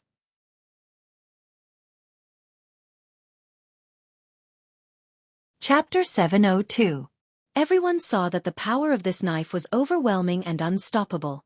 It was as if even a mountain in front of them would be split by Takahashi Shota's knife. Even a top master like Zhang Tongtian, the leader of the Qingqing sect, was horrified. Takahashi Shota grinned hideously. He saw Li Yundong getting closer and closer in his sight. With this knife, he would definitely split this arrogant guy into 2 pieces. Once he defeated this guy, he would become the most famous person in the Japanese cultivation world. As soon as this thought flashed through Takahashi Shota's mind, the Zen knife in his hand slashed nearly 10 meters away from Li Yundong with a bang. It was as if it had hit an invisible hard object. A majestic force bounced back and sent Takahashi Shota flying. Takahashi Shota roared wildly. Half of his body was numb from the shock, and the hand holding the knife was torn. He looked at Li Yundong in shock and anger, only to see a giant Buddha about 10 meters high hovering in front of Li Yundong. This giant Buddha was faintly discernible, both of its hands forming the immovable fundamental seal. Although the 10-meter-tall giant Buddha was like a grain of sand in the ocean when compared to a majestic mountain like Mount Longhu, it was not tall at all. However, on this side peak of Mount Longhu, this giant Buddha exuded an awe-inspiring aura. It was as immovable as a mountain, looking down on all other mountains. Takahashi Shota looked at Li Yundong and the giant Buddha in front of him in shock. He knew that this giant Buddha was formed by Li Yundong's yang spirit, but he couldn't understand why Li Yundong's yang spirit was not broken after this knife attack. Takahashi Shota subconsciously took a step back, but as soon as he did so, he immediately became alert. He gritted his teeth, and the qi and blood in his body boiled to the extreme. With a loud shout, he rushed toward Li Yundong crazily again. Although he did not borrow the momentum of falling from the sky, the power of this strike was much stronger than before. The steel saber in his hand shone with a golden light, and the Buddha statue on the saber seemed to have come to life, glaring angrily at him. With a boom, the Umitba righteous saber once again hit Li Yundong's yang spirit. But in an instant, Takahashi Shota once again felt a majestic and powerful force coming back. It seemed that the greater his strength, the greater the force of the rebound. Takahashi Shota's body seemed to be hit by an invisible giant hammer, and he flew back fiercely. As soon as he landed on the ground, the blue stone under his feet shattered. The gravel rolled up, and the ground was plowed by him. But even so, his momentum did not stop, and he retreated like a cannonball. Takahashi Shota roared. He stabbed the Zen blade in his hand into the ground and retreated more than 10 meters before he stopped. Takahashi Shota was half kneeling on the ground, trembling all over. His hand that was holding the Zen knife was dripping with blood. The blood flowing from the crack between his thumb and index finger flowed along the handle of the knife and then flowed to the ground. Takahashi Shota looked up at Li Yunyang incredulously, only to see that the yang spirit in front of Li Yunyang had not dissipated. Instead, it had grown a little stronger, as if his knife had added some strength to the other party. This is impossible. Takahashi Shota fell to the ground and looked at Li Yunyang in horror. He shouted, "Who the hell are you? This is impossible." The cultivators of all sects in China saw that Li Yunyang had not made a move. Takahashi Shota, who had been showing off his strength before, was already so shocked that his soul was almost broken. They immediately burst into thunderous cheers and applause. Wei Qing was so excited that her pretty face turned red, and her jade-like hands were almost broken. She shouted excitedly, "Super Li, you are really invincible. Good job." Deng Yu and Deng Jiao were so excited that they almost jumped up and down, shouting non-stop. However, at this time, everyone outside the arena was focused on the arena, and their voices were drowned out by the clamor of the crowd, so no one paid attention to them. Not only them, but even an experienced and prudent cultivator like Su Yongzi also nodded slightly and said with admiration, "He is really powerful. He deserves his reputation." Mao Yuchong secretly admired him in her heart, but she was still unconvinced and said, "He is hypocritical. He could have killed the other party at once, but he chose to let the other party make 3 cuts. If the other party doesn't make the 3rd cut, what will he do?" As soon as she finished speaking, Takahashi Shota suddenly let out a beast-like roar. He spat a mouthful of blood on the Zen blade in his hand. The Zen blade drank Takahashi Shota's blood, and suddenly, the umitba on the blade turned into a terrible bright red. A red light quickly rushed into Takahashi Shota's body. The blood and hostility that the umitba righteous saber had accumulated over the past 500 years poured out at this moment. Everyone was shocked, and Su Yongzi even turned his head and looked at Mao Yuchong strangely. Although he didn't say anything, his eyes seemed to say, "Do you think Takahashi Shota won't make the 3rd cut? You're wrong." Mao Yuchong blushed, straightened her neck, and said irrationally, "Do you think he can defeat the other party by letting the other party make 3 cuts? Su Yongzi didn't say anything and looked straight at the field. Everyone saw that Takahashi Shota's body was shrouded by a strange red light. Takahashi Shota's bones crackled like firecrackers. He suddenly stood up and walked toward Li Yunyang step by step. With every step he took, a deep footprint was left in the ground. Although he was moving slowly, with every step he took, everyone could feel that his strength had increased by a fraction, and his stature had also grown by a fraction. At this time, Takahashi Shota's muscles were bulging, as if they were made of steel, and the blood vessels wrapped around his muscles were bulging like steel bars. His eyes bulged angrily, as if they were about to fall out of their sockets. The strong murderous intent in his eyes would make anyone who looked at them feel scared. Takahashi Shota walked up to Li Yunyang with heavy steps. He held the Zen blade with both hands, raised it high, and let out a hysterical roar. "Go to hell!" With a swish, the Zen blade tore through the air and space in an instant and slashed at Li Yunyang's yang spirit with a loud bang. With a loud crack, everyone felt as if countless thunderbolts had cut through the sky at the same time, and countless bells were ringing in unison. Although they were cultivators and their physical bodies were extremely strong, the sound still pierced their eardrums and almost tore them apart. Those with weaker cultivation immediately covered their ears and looked at the field with their teeth bared. Everyone saw smoke and rubble flying everywhere. Takahashi Shota and Li Yundong's figures were drowned in it. Li Yundong's tall and majestic Buddha statue and young spirit also disappeared. Although the cultivators of the Japanese cultivation sects didn't like Takahashi Shota's arrogance, they couldn't help cheering loudly when they saw Takahashi Shota shatter Li Yunyang's young spirit. Su Chan, Zhou Qin, and the others on the sidelines were so shocked that their faces turned pale. Their legs went soft, and they almost fell to the ground. They thought that Li Yunyang's young spirit must have been smashed by the opponent, so they couldn't see his huge young spirit. Once the young spirit was broken, it meant that Li Yunyang's body would definitely be destroyed. The cultivators of all sects in China also turned pale with horror. Many cultivators stamped their feet and said anxiously, "Alas, Li Yunyang shouldn't have been so conceited. Now it's all over. What should we do? Even Li Yunyang lost. It's over, it's really over this time." Mao Yuchang saw that although Li Yunyang was unfortunately right, she was not happy at all. She gritted her teeth and struggled to stand up. "This idiot. I told you not to show off. Now it's all over. Sherbua. Let me go again. Our Chinese cultivation world can't be helplessly." Before she could finish her words, Su Yongzi suddenly reached out to stop her and said, "Don't worry, look."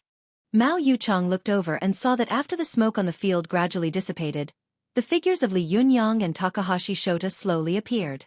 Li Yunyang was still standing in the same place. He stretched out a hand and pressed his fingers against the blade of the opponent's Zen blade, as if he had held the sharp Zen blade with one finger, making it impossible for him to take another step forward. As for Takahashi Shota, he was covered in blood. He stood there like a statue, motionless. The Amitabha righteous saber in his hand stopped in front of Li Yunyang. There was a faint smile at the corner of Li Yunyang's mouth, full of sarcasm for the opponent's overestimation of his own ability.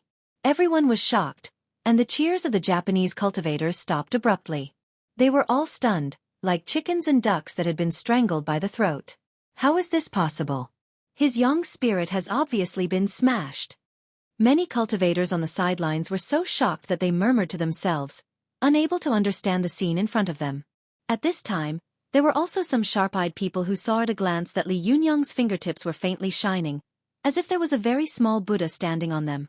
Those with high comprehension immediately realized that Li Yunyang had shrunk his young spirit to the tip of his finger in an instant and blocked the ferocious attack of the opponent. Originally, when the young spirit was extremely huge, it could block the opponent's fierce knife. At this time, it was condensed on the tip of his finger. Although its power had been reduced, its strength had doubled. This was one of the true methods of Buddhism's 8 Great Freedom Heavens. It could be big or small. Takahashi Shota stared at the Buddha, which was as small as a grain of sand, on Li Yunyang's fingertips. His whole body trembled uncontrollably. The Amitabha Buddha's righteous saber in his hand, which could cut mountains and stones, was also trembling with him. Cracks slowly appeared on the body of the saber. Then with a clang, the Amitabha righteous saber was instantly shattered into countless pieces. Takahashi Shota let out a miserable howl, and his body exploded with a bang, turning into a cloud of blood mist. Everyone's faces changed with horror. They knew that this was because Takahashi Shota's terrifying power had been bounced back by Li Yunyang, and as a result, his body had been shattered alive. For a moment, there was a dead silence on the scene, and everyone looked at Li Yunyang in horror. Mao Yuchang's mouth was so wide open that her fist could almost be stuffed in. This guy had let the opponent cut him 3 times, but he had actually killed the opponent. What kind of Taoist magic was this? What kind of power was this? This kind of power was simply unheard of and unseen. Even Zi Yuan, Su Chan, Zhou Qin, and the others, who knew Li Yunyang the best, stared at him with their eyes wide open. They couldn't imagine how strong Li Yunyang had become after he woke up from meditation this time. Just as everyone was stunned, although Takahashi Shota's body had exploded into a cloud of blood mist in an instant, his young spirit appeared in an instant. At this time, he didn't have the ferocious murderous look on his face. Instead, he looked solemn and stood there with his palms together. He really had the posture of putting down the butcher's knife and becoming a Buddha immediately.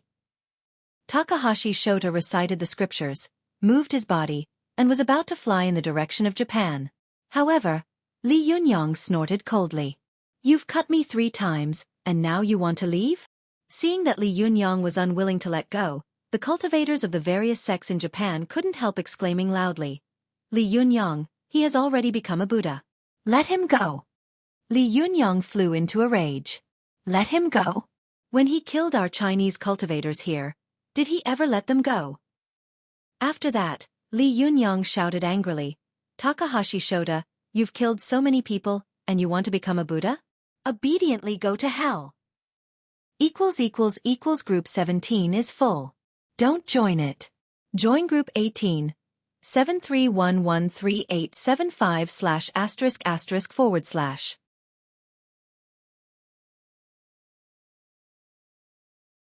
Chapter 703.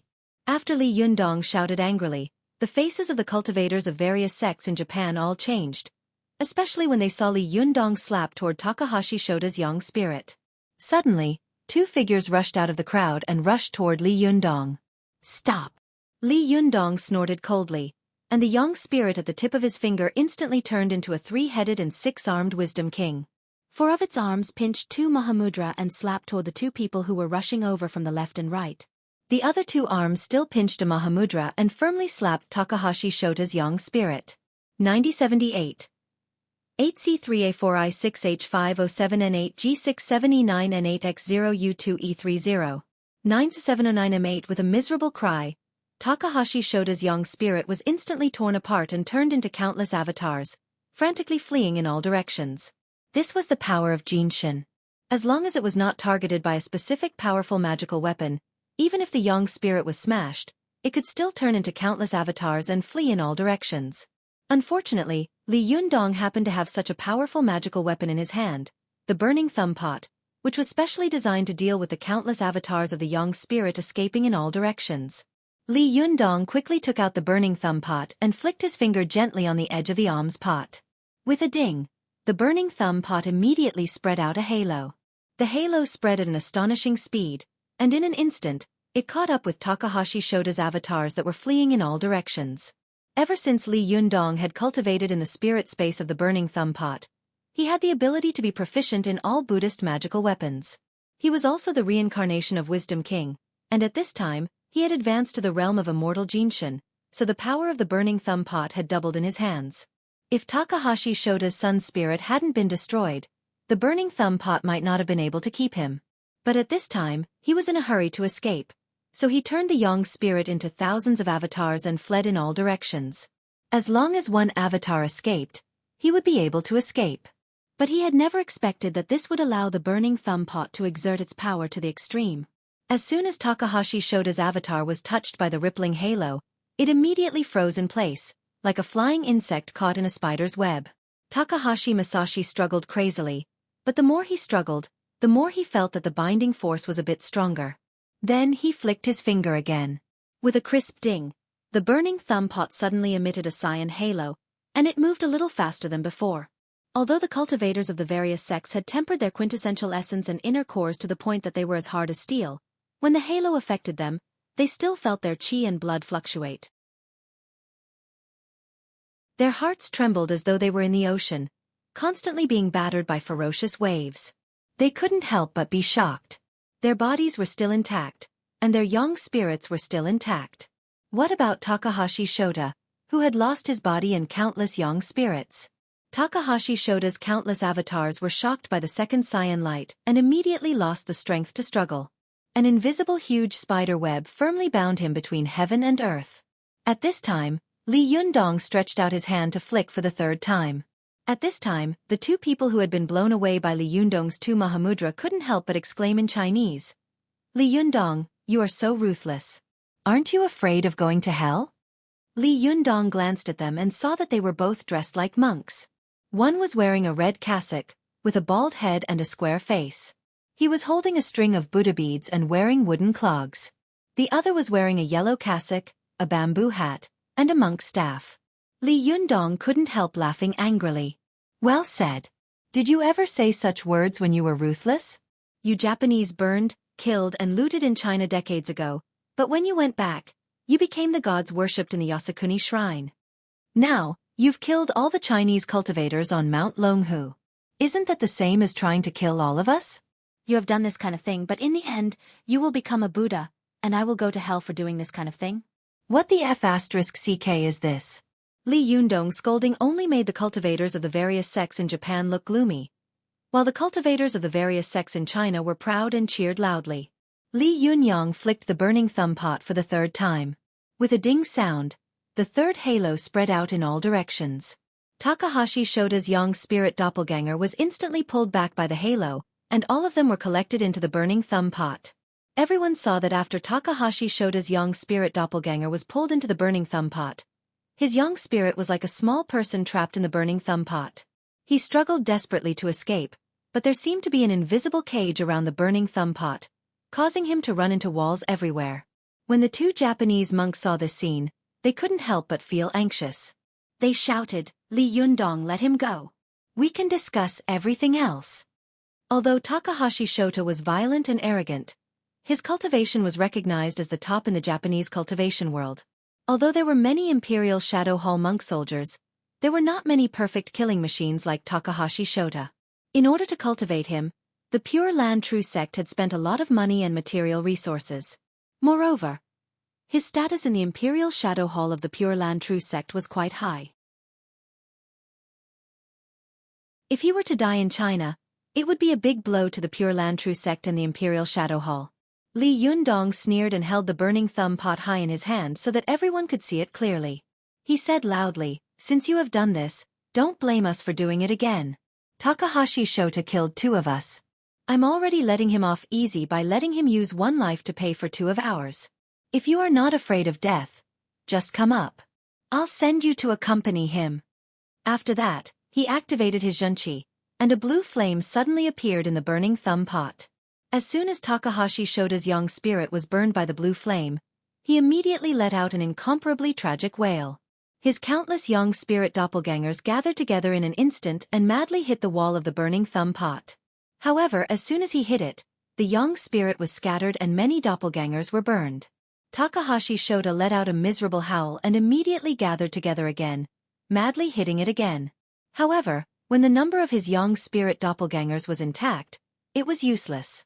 At this time, it was like hitting a stone with an egg. Everyone saw Takahashi Shota struggle for a while in the blue flame like a trapped beast. Slowly, the young spirit was burned less and less, and gradually, it disappeared. It turned into a wisp of blue smoke, slowly drifting up from the top of the burning thumb pot, and finally dissipating in the air without a trace. For a moment, all the cultivators, whether from China or Japan, were silent. For cultivators, there was nothing more terrifying than the scene in front of them. Not only had the young spirit been destroyed, but it had also been so cruelly refined and burned to death. It was really creepy. Although the cultivators of all sects in China hated Takahashi Shota to the core, they were still shocked and speechless when they saw this scene. However, after watching Takahashi Shota being refined, the red-robed monk and the yellow-robed monk sat down together. One put his palms together, and the other played with the Buddha beads. They began to recite the Sutra of Reincarnation. Zhang Lufeng watched for a while and whispered, "Why are you still reciting? His soul is gone. Can you send him to the afterlife?" All the cultivation sects in the world believed that people had souls after death, but they would go to different places. However, Takahashi Shota's young spirit had been destroyed, which meant that his soul no longer existed in the world. The Sutra of Reincarnation was probably playing the lute to a cow and throwing flirtatious glances at the blind. Deng Yu and Deng Jiao said in unison, "He deserves it. If such a person is allowed to be reincarnated, it would be unreasonable." Zhang Ling and the others also felt that it was the right thing to do, but because of their status, they could only think about it and not say it out loud. The 2 monks were reciting the scriptures on the field. Some of the frivolous and impetuous cultivators of all sects in China laughed and said, "Hey, is this Sutra of Reincarnation for you to hear? That's not right. Shouldn't your Pure Land sect be reciting the Sutra of Immeasurable Life? Why are you reciting it?" "Humph, I write a treatise and say a verse. I wish to see Amitabha Buddha and all living beings in the world. I wish to be reborn in a peaceful and happy country. The scriptures are nice to hear, but it's a pity that you're reciting scriptures in wolf skin. I don't know if Buddha will accept you or not." When the cultivators of all sects in Japan heard these harsh voices, they began to scold them one after another. For a time, after the fight, they began to scold each other again. The scolding went straight to the sky, and it was very lively. The 2 monks in red and yellow robes turned a deaf ear to this voice. After they finished reciting the scriptures, they stood up together and glared at Li Yundong. The red-robed monk shouted sternly, "Li Yundong, This matter is definitely not over. Our Pure Land sect will remember this humiliation. After that, he shouted at the Japanese cultivators, "Let's go." As soon as he finished speaking, 40 to 50 monks came out of the crowd and followed him down the mountain. At this time, there were only more than 200 people in the Japanese cultivation group. At this time, 40 to 50 people had left. Suddenly, the number of people was greatly reduced, and their momentum was greatly weakened. Saionji Tsunekatsu's face changed. He quickly stopped in front of them and began to speak Japanese with them. Deng Yu and Deng Jiao looked at them in confusion, as if they didn't understand why there were so many people in a sect. Deng Yu asked Zhang Lufang, "Is this Pure Land sect very powerful? Why do they have so many people?" Although Zhang Lufang was an inner disciple, she didn't know much about the cultivation sect of the neighbor in the east. She shook her head, but at this time, an old and hoarse voice came from the side. The Pure Land sect is an extremely powerful and huge sect in the Japanese cultivation world, especially the Pure Land sect. There are a total of 22 sects, among which there are 10 famous and powerful sections. When they heard this voice, they turned their heads and saw that Zhang Kongyun had already woken up and was talking with a pale face. Zhang Lufang was overjoyed. "Master, are you awake?" Zhang Ling, who was beside her, was also happy and asked with concern, "Shirdi, are you okay?" Zhang Kongyun forced a smile and said, "I'm fine. I won't die. It's just that I've lost all my face." Zhang Ling smiled and said, "It's good that you're fine. You can rest assured and recover." Zhang Lufang saw that Zhang Kongyun was depressed. It was obvious that he was still brooding over the defeat in the fight just now. She rolled her eyes and wanted to distract him, so she asked, "Master, you just said that there are 10 famous and powerful sects in the Pure Land sect. Which 10 are they?" Zhang Kongyun was indeed attracted by her topic. He coughed and said, "The most powerful one is the Pure Land sect's Hope Temple sect, also known as the West Hope Temple sect or the E sect.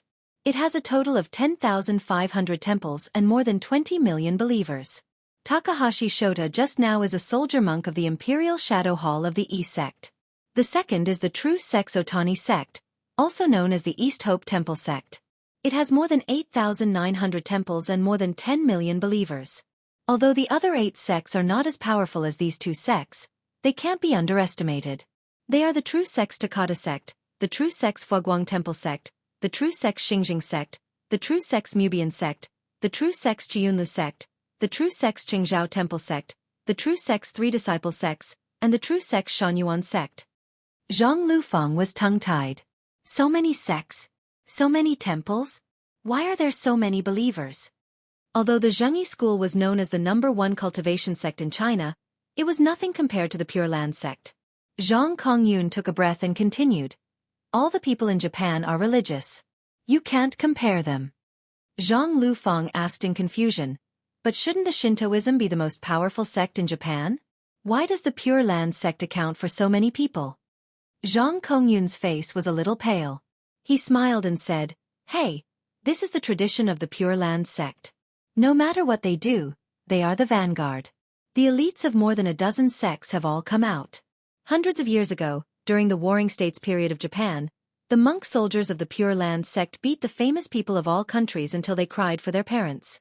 Decades ago, the Japanese military government invaded China, and the monk soldiers of more than a dozen sects of the Pure Land sect rushed to China to burn, kill, and loot. Decades later, they once again became the vanguards. Alas, it's a pity that I was shaken at that time and didn't give these guys a show of strength." Zhang Lufang comforted him and said, "Master, it's okay. Li Yundong has already avenged you." Zhang Kongyun looked at Li Yundong with a complicated expression and sighed softly. "I'm old." Zhang Lufang giggled and said, "Master, you are old but vigorous." Zhang Kongyun shook his head with a wry smile. Just as he was about to speak, he suddenly heard a cry of surprise coming from afar. "What happened here? What the hell is going on?" Hearing this, everyone turned their heads and saw Lu Chunping running along the mountain road from afar. Before she arrived, her voice had already come from afar.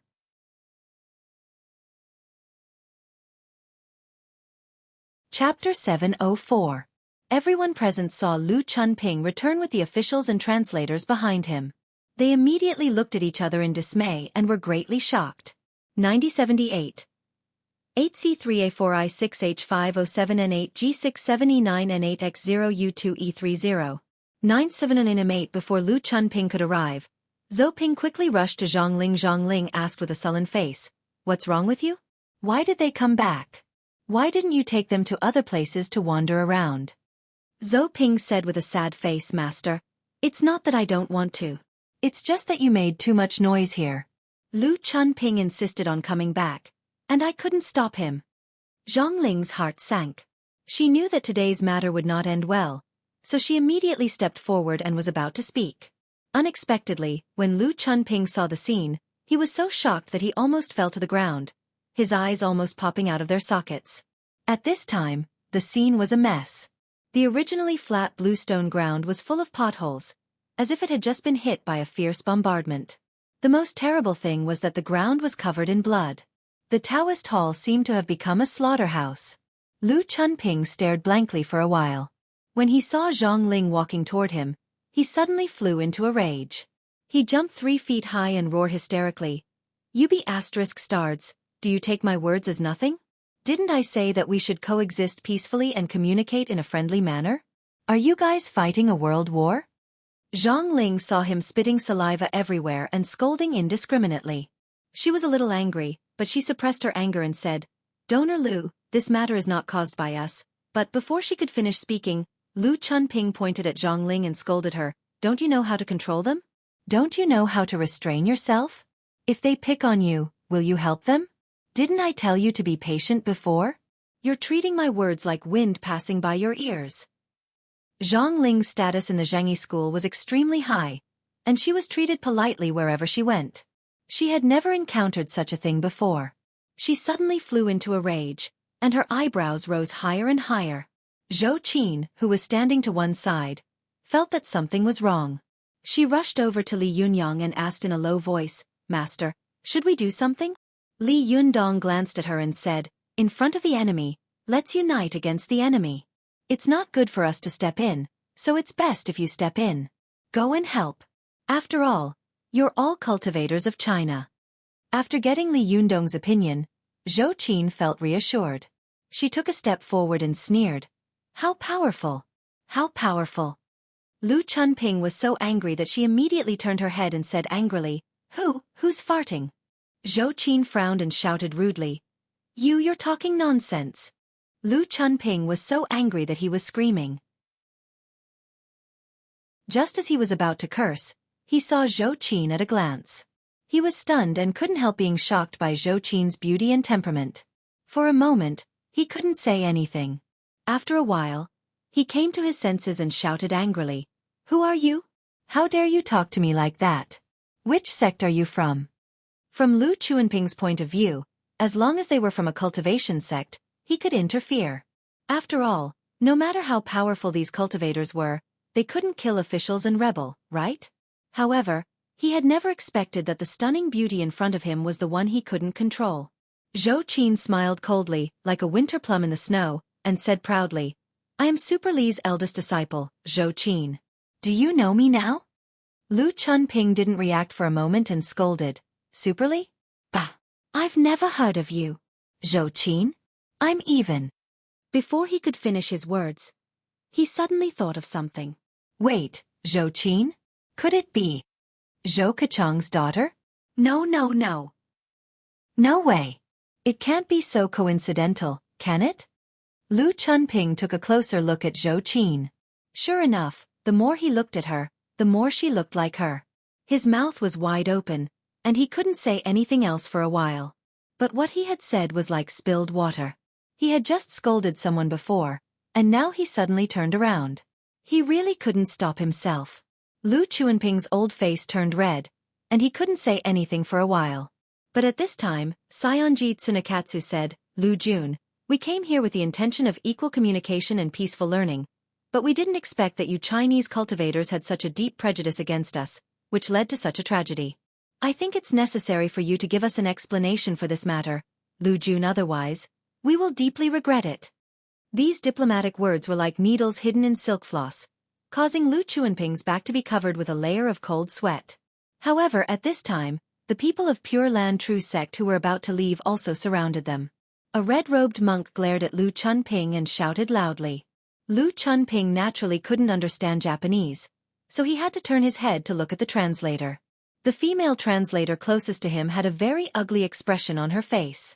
She said timidly, he said, "They killed an eminent monk. It was me. A man named Li Yundong, one of our Chinese people, just killed him. He wants us to hand over the murderer, otherwise. What? Someone died? Oh my God." When Lu Chunping heard this, he almost fainted. But when he heard the last sentence, the translator didn't finish.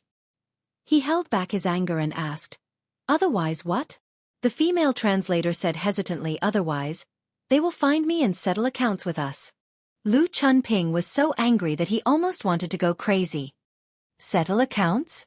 You want to settle accounts with me? Who do I want to settle accounts with? Damn it, someone was killed. Lu Chunping's face suddenly became extremely ugly. He couldn't care less about Zhou Qin's identity. He turned his head and roared at Li Yundong, "Are you crazy? How dare you kill a Japanese friend?" Li Yundong sneered and said, "A Japanese friend? Do you call the Japanese who killed 2 Chinese cultivators a Japanese friend?" Lu Chunping's face suddenly turned red. He turned his head again and looked at Zhang Ling, panting heavily. What the hell is going on? Zhang Ling didn't want to talk to Lu Chunping. She was afraid that she would scold him the moment she opened her mouth.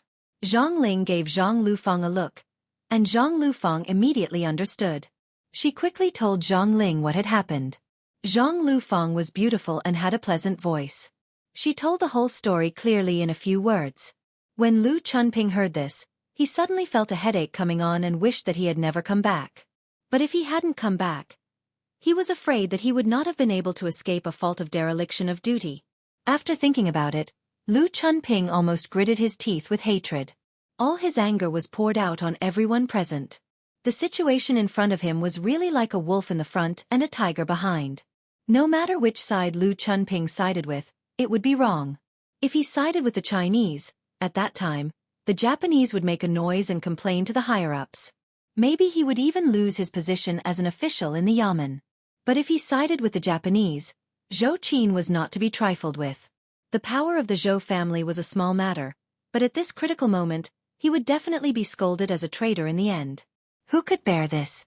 When Lu Chunping's head was full of sweat, his heart suddenly skipped a beat. He jumped up and shouted, "Stop arguing. If something happened, just disperse. We'll wait for the police to deal with this matter. Right, we don't have any blood feud. As the saying goes, it's better to get rid of enmity than to keep it alive. Don't be impatient. When the police come later, they will definitely give you justice." In Lu Chunping's opinion, his Taiji fist was not bad. He had pushed all the blame onto the public security system. Anyway, he couldn't take care of this mess. Whoever could take care of it would. But when everyone heard this, there was an uproar. There was no blood feud? After these few fights, even if there was no hatred, he was afraid that there would be hatred. The Japanese were waiting for revenge, and the Chinese were not willing to disperse like this.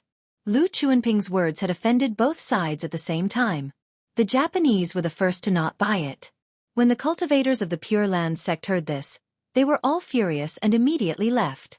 Even Saionji Tsunekatsu and the others could not stop them. The cultivators of all sects in China also began to make noise, pointing at Lu Chunping and shouting abuse. Lu Chunping was sweating profusely in the field, and the officials next to him also had ashen faces.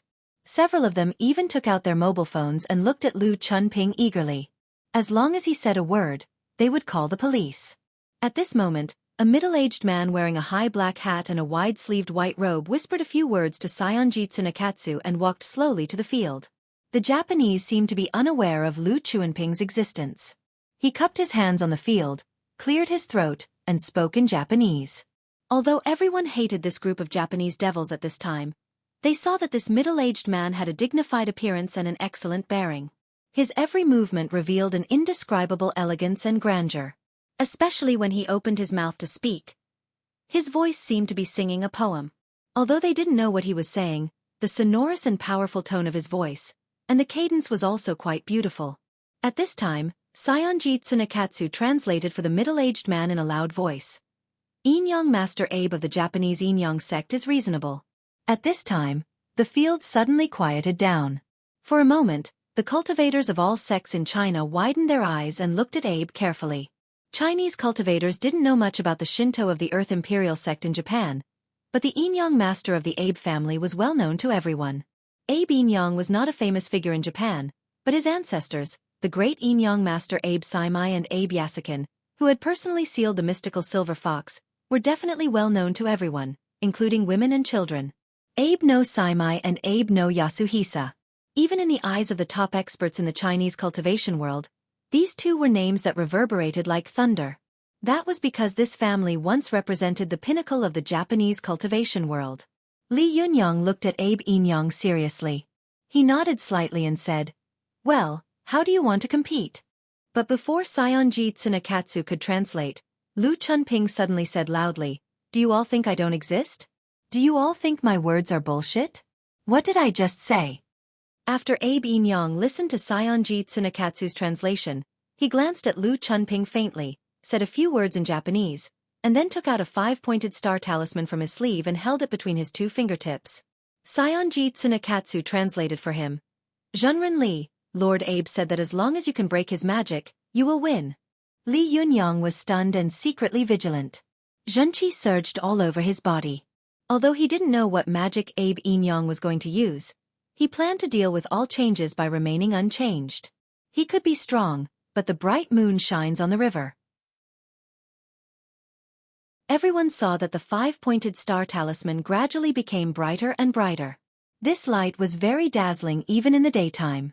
After Abe Inyang quickly recited a spell, the 5-pointed star talisman in his hand suddenly ignited and turned into a blue light and disappeared. The people on the sidelines suddenly looked nervously at every corner of the field, as if a monster could appear anywhere. But just when everyone was suspicious, Lu Chunping suddenly danced and laughed strangely. He even sang a Japanese song, and his movements were the dance movements of a Japanese geisha. The cultivators of all sects in China were dumbfounded for a moment. They were amused and horrified at the same time. Those who reacted quickly immediately realized what was going on and stared at Abe with their eyes wide open. No way, this guy actually cast an illusion on Lu Chunping? Li Yunyang also quickly understood. It turned out that this guy was using Lu Chunping as a sex experiment, so that he could break his illusion. This is too messy, isn't it? The officials who followed Lu Chunping to the sidelines were also shocked and pale at this time.